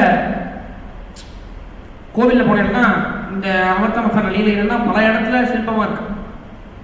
நீங்கள் அமிர்தமசனத்தை அவமதிக்க, இந்த வெளியில் இருக்கிற கதையை அவமதிக்க ஆரம்பிச்சிட்டேன்னா அதையும் அவமதிப்பேன். அப்போ கல்ச்சரில் இருக்கிற எல்லா விஷயமும் அவமதிக்கணும். அதனால இதையும் நம்ம மனசில் நல்லா அதை வாங்கிக்கணும், அதையும் தெரிஞ்சுக்கணும், அதையும் உள்ளபடி மதிக்கணும், அதையும் நல்லா மதிக்கணும். ஆனால் அதோட நின்றுடக்கூடாது, அதில் உள்ள இருக்கிற தத்துவத்தையும் தெரிஞ்சுக்கணுங்கிறது தான் விஷயம். அதனால் மத்ஸ்யாவதாரம் அப்படிங்கிற ஒரு அவதாரம் இந்த அஷ்டமஸ்கந்தத்தோட கடைசி அத்தியாயம். அஷ்டமஸ்கந்தத்தில் கடைசி அத்தியாயம் ஒரு மதுர ராஜா. இந்த நம்ம இங்கே மதுரை தான், தமிழ்நாட்டு சத்யபிரதன் அப்படின்னு பேர். அவன் பெரிய ராஜா. ஏதோ ஒரு நதி, அந்த நதி அதாவது இந்த வைகை தான், கிருத்தமாலாங்கிற நதி. அந்த வைகையோட இதில் நின்று தபஸ் பண்ணுறான். சாதாரணமாக ஒரு அனுஷ்டானம் பண்ணிடுறான். அனுஷ்டானம் பண்ணும்போது அவன் கமண்டலுவை அந்த வைகையிலேருந்து ஜலத்தை எடுத்துக்கிறதுக்காக உள்ளே விட்டான். உள்ள அதை எடுத்து வெள்ளை எடுத்தா சின்னதாக, ரொம்ப சின்னதாக ஒரு மீன். அந்த மீன் நம்மளோட பேசுறது என்னன்னா, எனக்கு இந்த நதி ரொம்ப பெருசாக இருக்குது, அது வந்து எனக்கு இருக்கிறதுக்கு சமமாக இருக்குது, அங்கங்கே என்னை அலக்கழிக்கிறது, என்ன அதனால் அழகாக ஒரு சின்னதாக ஒரு இது கட்டி என்ன அங்கே கொண்டு விடேன் அப்படின்னு கேட்டதும் அந்த கமண்டலுடைய இந்த கமண்டலுடைய இருப்பாங்க. அப்படின்னு அந்த ராஜா சொல்லி அந்த கமண்டலுக்கு உரமாக வச்சுட்டான். கொஞ்சம் ஒரு நாள் தான் ஆச்சு. அது அந்த கமண்டலுக்கு அந்த இதுக்கு இடம் பத்தல, அவ்வளோ வளர்ந்துருச்சு ஒரே நாள். உடனே அடுத்த வேற ஒரு பெரிய இதுக்கு போவான்னு சொல்லி ஒரு பெரிய தொட்டியில் போட்டான். தொட்டியில் போட்டதும் அதுலேயும் அந்த ஒரு நாளில் திருப்பி வளர்ந்து அந்த தொட்டிலையும் இடம் போடும். அதுக்கப்புறம் ஒரு பெரிய நதியில் போட்டோம், ஒரு பெரிய குளத்தில் போட்டான். குளமே இடம் பத்தாத அளவுக்கு அடுத்த நாளைக்கு வளர்ந்துருச்சு. அதுக்கப்புறம் அடுத்த பெரிய நதியில் போடலாம் அப்படின்னா அது எந்த நதியில் இருக்கோ அந்த நதியில் மேலே ஜலமே ஓடாத அளவுக்கு அவ்வளோ பெருசாக வளர்ந்துருச்சு. அந்த அவ்வளோ பெருசாகி நதியோட இயக்கம் எடுத்துருச்சு. அது அவ்வளோ பெருசாக இருந்துச்சு. அப்பயும் திருப்பி சாப்பிட்டு இவன்ட்ட என்ன இது மாதிரி பண்ணுறியே, இன்னும் பெருசாக எடுத்து கடலில் போய் விடணும். கடலில் போய் விட போனதும் திரும்பி பயப்படணும். இது மாதிரி என்னை கொண்டு போய் பெரிய கடலில் விடுறைய நியாயமாக அப்படின்னு கேட்கணும். அவன் என்ன சொன்னான், நீ சாதாரண ஒரு மீன் கிடையாது, சாதாரண மீனாக இருந்தால் இது மாதிரிலாம் பண்ணாது, முதல்ல பேசவே பேசாது. அப்புறம் இந்த பேச ஆரம்பிச்சும் இது இவ்வளவு பெருசுக்கெல்லாம் வளர்ந்து அதெல்லாம் பண்ணாது, நீ யாரு அப்படின்னு கேட்டதும் பகவான் நான் தான். அது பகவான் இந்த மீன், நான் தான் பகவான். இன்னும் ஒரு கொஞ்ச நாளில் பெரிய ஒரு நைமித்திக பிரளயம். நைமித்திக பிரளயம்னா இந்த லோகமே ஜலத்தில் மூழ்கிடும். ஐஸ் ஏஜ் அப்படின்னு பேர். ஐஸ் ஏஜ் அப்படின்னு சயின்ஸ்லேயே உண்டு. வாஸ்தவமாகவே இருந்து ஒரு 10,000-12,000 வருஷம் முன்னாடி இந்த லோகத்தில் பல இடங்கள் பல பாகங்கள் லோகத்தில் ஜலத்தில் மூழ்கி இருக்குதுன்னு ஒரு இது உண்டு. அந்த நைமித்திக பிரளயம் வரப்போகுது. அதனால் நீ இந்த லோகத்தில் இருக்கிற இந்த இதெல்லாம் இருக்கு இல்லையா, இந்த மருந்துகள்னா ஓஷதிகள், செடிகள், மருந்து செடிகள், அந்த மருந்து செடிகள், அது தவிர சில விதைகள், இதெல்லாத்தையும் எடுத்துட்டு ஒரு பெரிய ஓடம் வரும். அந்த ஓடத்தில் நான் வருவேன், என்னை எதிர்பார்த்துட்டு காத்துருக்கு அப்படின்னு சொல்கிறார். இந்த இவனோட சத்தியபிரதனோட பல ரிஷிகளும் அந்த சத்தியபிரதனோட இருக்கா. அவளும் அந்த பல மருந்துகளோட செடிகள் அந்த இதெல்லாம் கலெக்ட் பண்ணி வச்சுட்டு பெரிய பிரளயம், பெரிய இது வந்துடுச்சு. பல இடத்துல ஜலம் முழுக ஆரம்பிச்சதும் இவன் அந்த படகுக்காக வெயிட் பண்ணும்போது அது பெரிய படகு. அந்த படகு தான் பூமிக்கு வேதத்திலேயே படகுக்கு பேரும். இந்த நம்மளை வெளியில் இருக்கிற நம்ம இந்த பூமியிலேருந்து வெளில விழுந்துட்டோம்னா கீழே விழுந்துருவோம் இல்லையா. அது கீழே விழுந்துருவோங்கிறது மீன்ஸ் என்ன சொல்கிறோம், ஒரு ஸ்திரமான ஒரு இடத்துல இருக்க மாட்டோம், நிற்கிறதுக்கு இடம் இருக்காது, ஸ்பேஸில் நடந்துட்டு இருக்கோமா. அப்படி இருக்கிறதுனால இந்த பெரிய இடத்துல நம்மளை காப்பாற்றுறதுனால வேதத்தில் பூமிக்கு பிரளயம் இதுன்னு பேர், படகு அப்படின்னு வேதத்திலேயே பேர். ஒரு படகு ரூபத்தில் வரா பூமி தேவி இவளை அழைச்சிட்டு வரும்போது அந்த மீனுக்கு ஒரு கொம்பு இருக்கும். பகவான் வர அந்த பகவானுக்கு ஒரு கொம்பு இருக்கு. அந்த கொம்புல ஒரு கயத்தை கட்டி அந்த கயத்துல இந்த படகு, ஏன்னா படகு வெறும்னா போச்சுன்னா இந்த ஜலத்துல ரொம்ப இதுவாகும், ரொம்ப ஆடும். அதனால அந்த கொம்புல அதை கட்டி அவர் என்ன கத்தியில போறாரோ, அவர் என்ன இதில் போறாரோ அதை அனுசரிச்சுட்டே இந்த பூமி வரும் அப்படிங்கிற ஒரு இது.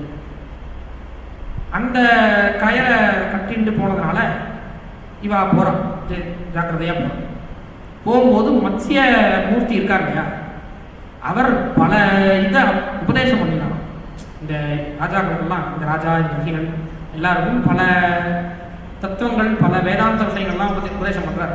ஏன்னா இவன் பிரார்த்தனை பண்றான், எனக்கு உபதேசம் பண்ணணும், என்னுடைய ஹிருதய கிரந்தி பேதனம், ஹிருதய கிரந்தி இந்த ஹிருதயத்தில் இருக்கிற ஒரு முடிச்சு, இந்த விஷயங்கள் வாசனைகள்ங்கிற இந்த முடிச்ச அந்த ஒரு கிரந்தியை அவிழ்த்து விடுறதுக்கான ஒரு உபதேசம் பண்ணணும் அப்படின்னு பிரார்த்தனை பண்ணணும்.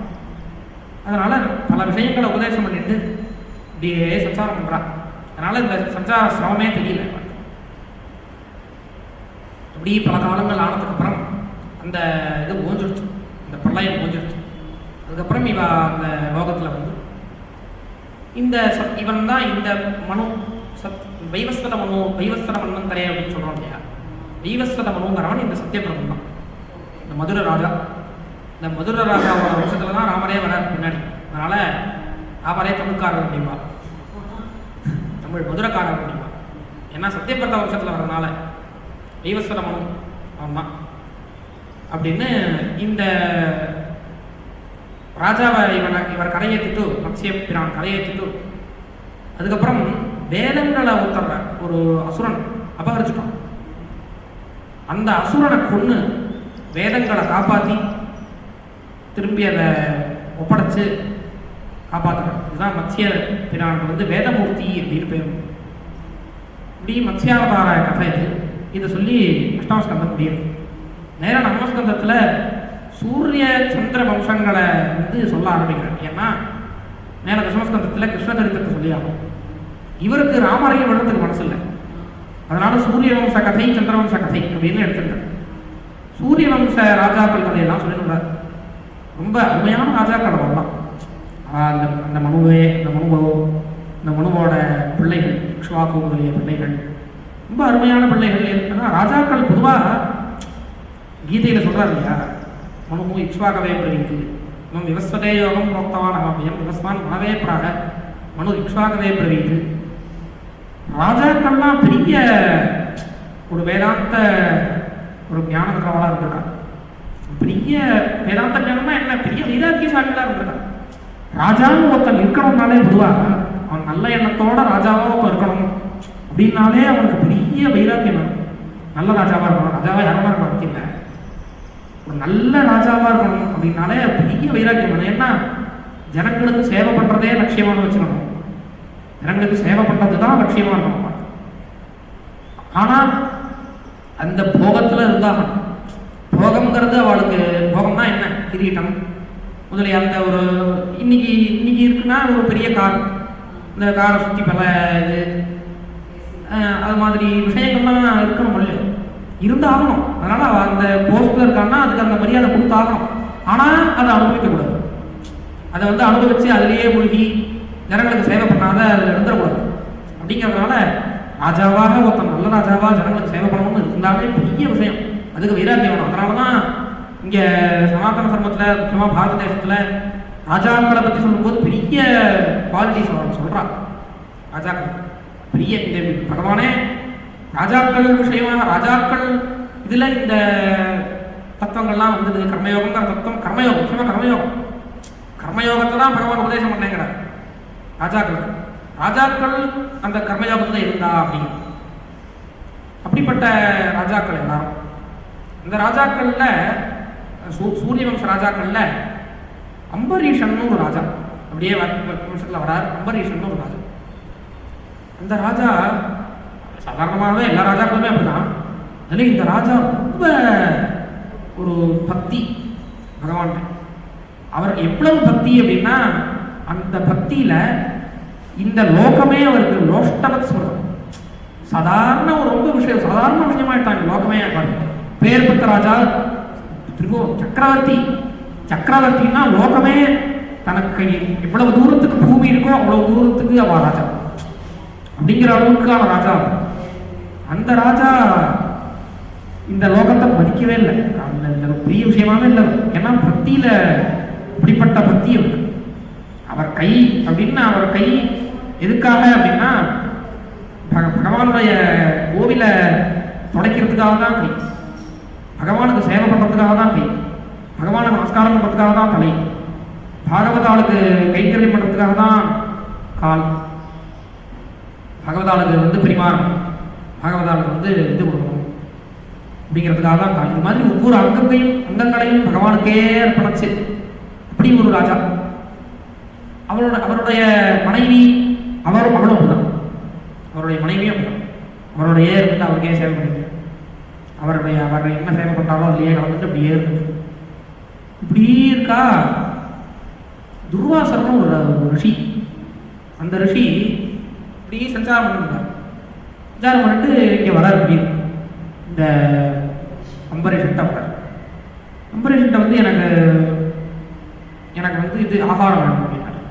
இந்த அம்பரீஷன் அந்த சமயம் என்ன சமயம்னா அவர் எந்த சமயத்தில் வந்தார்னா ஒரு ஏகாதசி உபவாசம் அப்படிங்கிறது பொதுவாக நித்தியமாக பண்ண வேண்டும். இந்துக்கள்லாம் பொதுவாக நித்தியமாக ஏகாதசி உபவாசம் பண்ணணும்.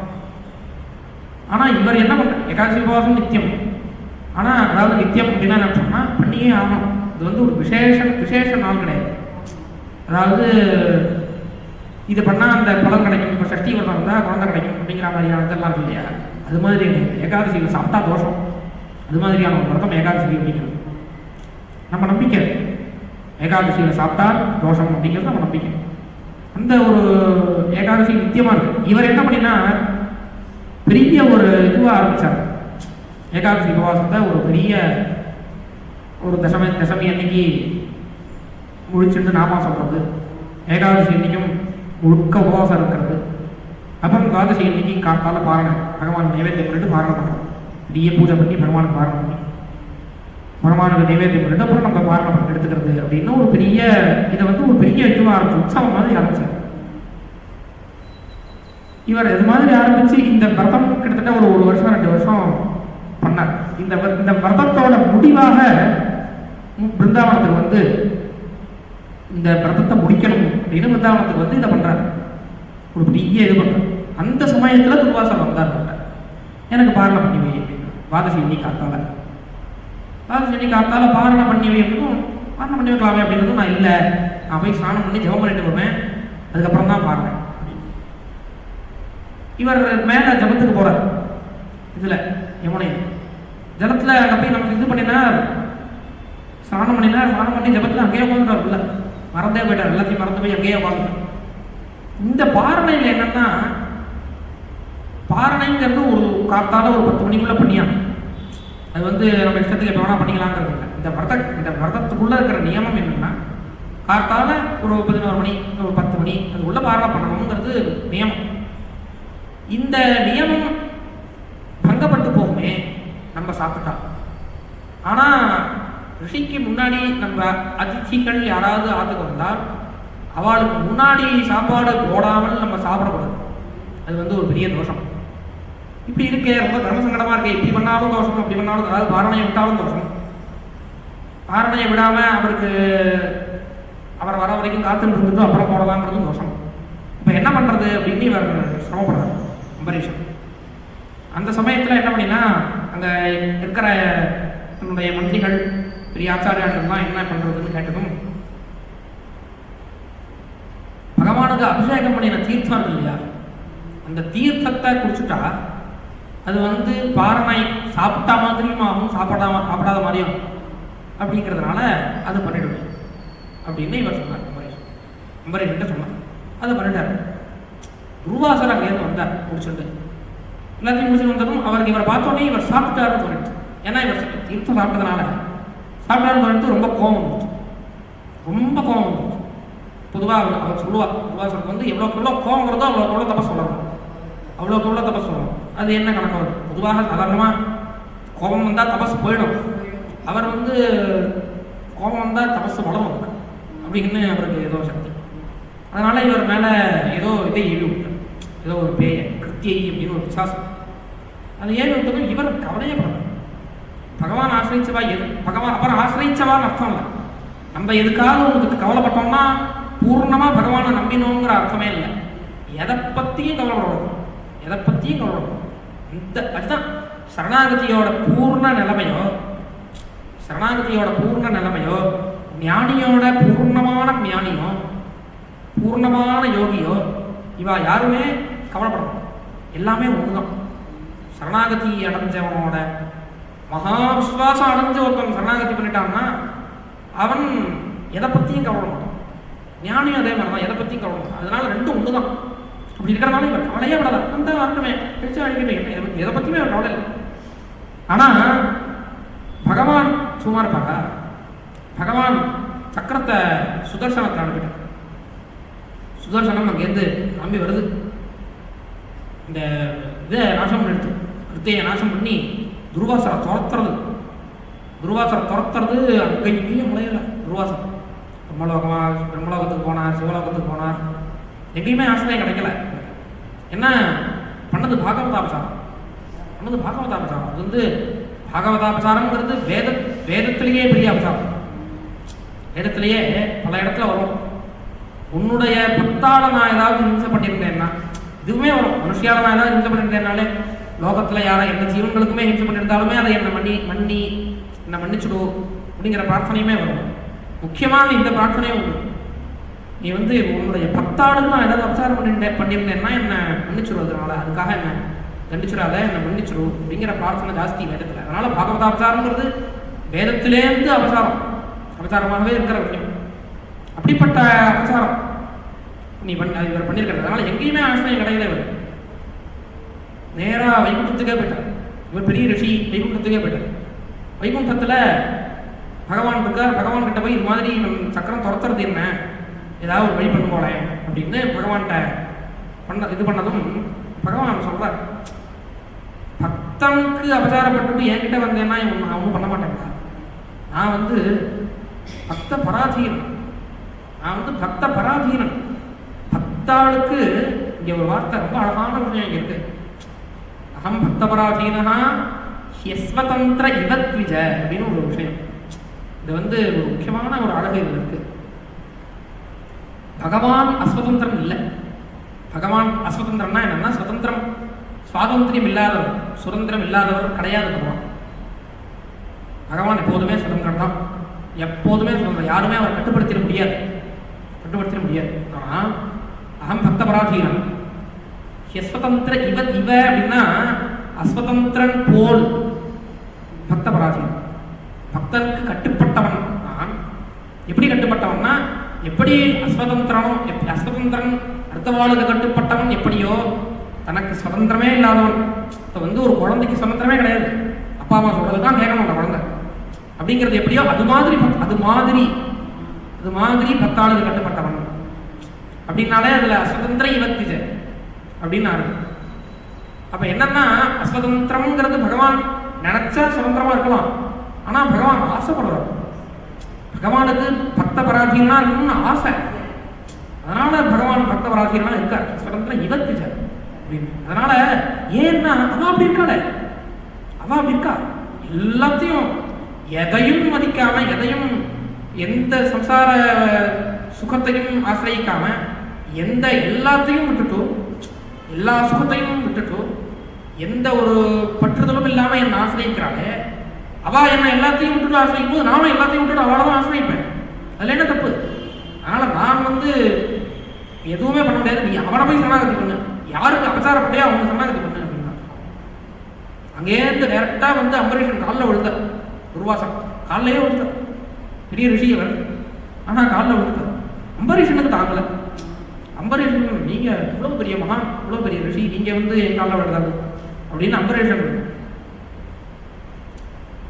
ரொம்ப தாபப்பட்டு அந்த சக்கரத்தை பிரார்த்தனை பண்ணிட்டு, இந்த மாதிரி வேண்டாம், எனக்கு நீங்க அனுகிரகம் பண்ணணும் அப்படின்னு நீங்க நினைச்சேன்னா, அந்த சுதர்சனத்தை பார்த்து சொல்றோம், நீங்க எனக்கு அனுகிரகம் பண்ணணும்னு நினைச்சேன்னா நீங்க வந்து இந்த ரிஷியை விட்டுடுங்க அப்படின்னு சொன்னோம். சொன்னதும் அது விட்டு போயிடுச்சு. அதுக்கப்புறம் இவர் துர்வாசருக்கு சாப்பாடு போட்டுட்டு சாப்பிட்டாங்க. பல காலம் ஆயிடுத்து இவர் போய் பிரம்மலோகம் வைகுண்டம் எங்கேயோ போயிட்டு வந்தார், அலைஞ்சிட்டு வந்தார் இல்லையோ, பல காலம் ஆயிடுத்து. அவங்களால சாப்பிடவே இல்லை, சாப்பிடவே இல்லை. அவர் எப்போ எங்காத்துக்கு வந்தாரோ, எங்காத்துக்கு ஆதித்யங்கிறது எப்படிப்பட்ட ஒரு நம்ம கலாச்சாரத்தில் ஆதித்யங்கிறதோட ஒரு எவ்வளவு மதிச்சிருக்கோம் அந்த ஆதித்யத்தை அப்படிங்கிறது தெரியும் கிடையாது. இவர் ஆத்துக்கு வந்துட்டார், அவர் தப்பு பண்ணினார், இவன் தப்பு பண்ணார், அவர் தான் தப்பு பண்ணினார். தப்பு பண்ணிட்டு அவரே தப்பு பண்ணார், அவரே தண்டனை அனுபவிச்சார். சம்பந்தமே இல்லை, ஆயிடுச்சு சம்பந்தம். அவர் தப்பு பண்ணினார், அதுக்கு தண்டனை அனுபவிக்கிறார், போயிட்டார், முடிஞ்ச சம்பந்தம். ஆத்துக்கு வந்தார்னா ஆத்துக்கு வந்தார், சாப்பிடல, அதனால சுதந்திரம் அன்னியோட அந்த கதை முடிஞ்சிருச்சு. ஆதித்யங்கிறது அன்னியோட முடிஞ்சிருச்சு. அடுத்த நாளைக்கு சாப்பிட்டா என்ன அப்படின்னு இல்லை. எங்க ஆத்துக்கு வந்தார், இன்னும் சாப்பிடல, அவர் சாப்பிட்டதுக்கு அப்புறம் தான் நான் சாப்பிடுவேன். அவர் எங்க வேணா போயிட்டேன், அவர் திருப்பி இங்கே வந்து நான் அவர் சாப்பிட்டதுக்கு அப்புறம் தான் சாப்பிடுவேன்னு வெயிட் பண்ணிட்டேன். இப்படி ஒரு ராஜா, இப்படி அவருக்கு ஆதித்யம் பண்ணிட்டு அப்புறம் சாப்பிட்டான் அப்படின்னு இந்த ராஜாவுடைய கதை. இதோட ராத்திரி ராமர் கிருஷ்ணன் ரெண்டு பேர், ராமருக்கு ராமாயணம் முழுக்கவும் கிருஷ்ணாவதாரத்தோடையும் ராத்திரி ஜீவனஸ்மரணம்.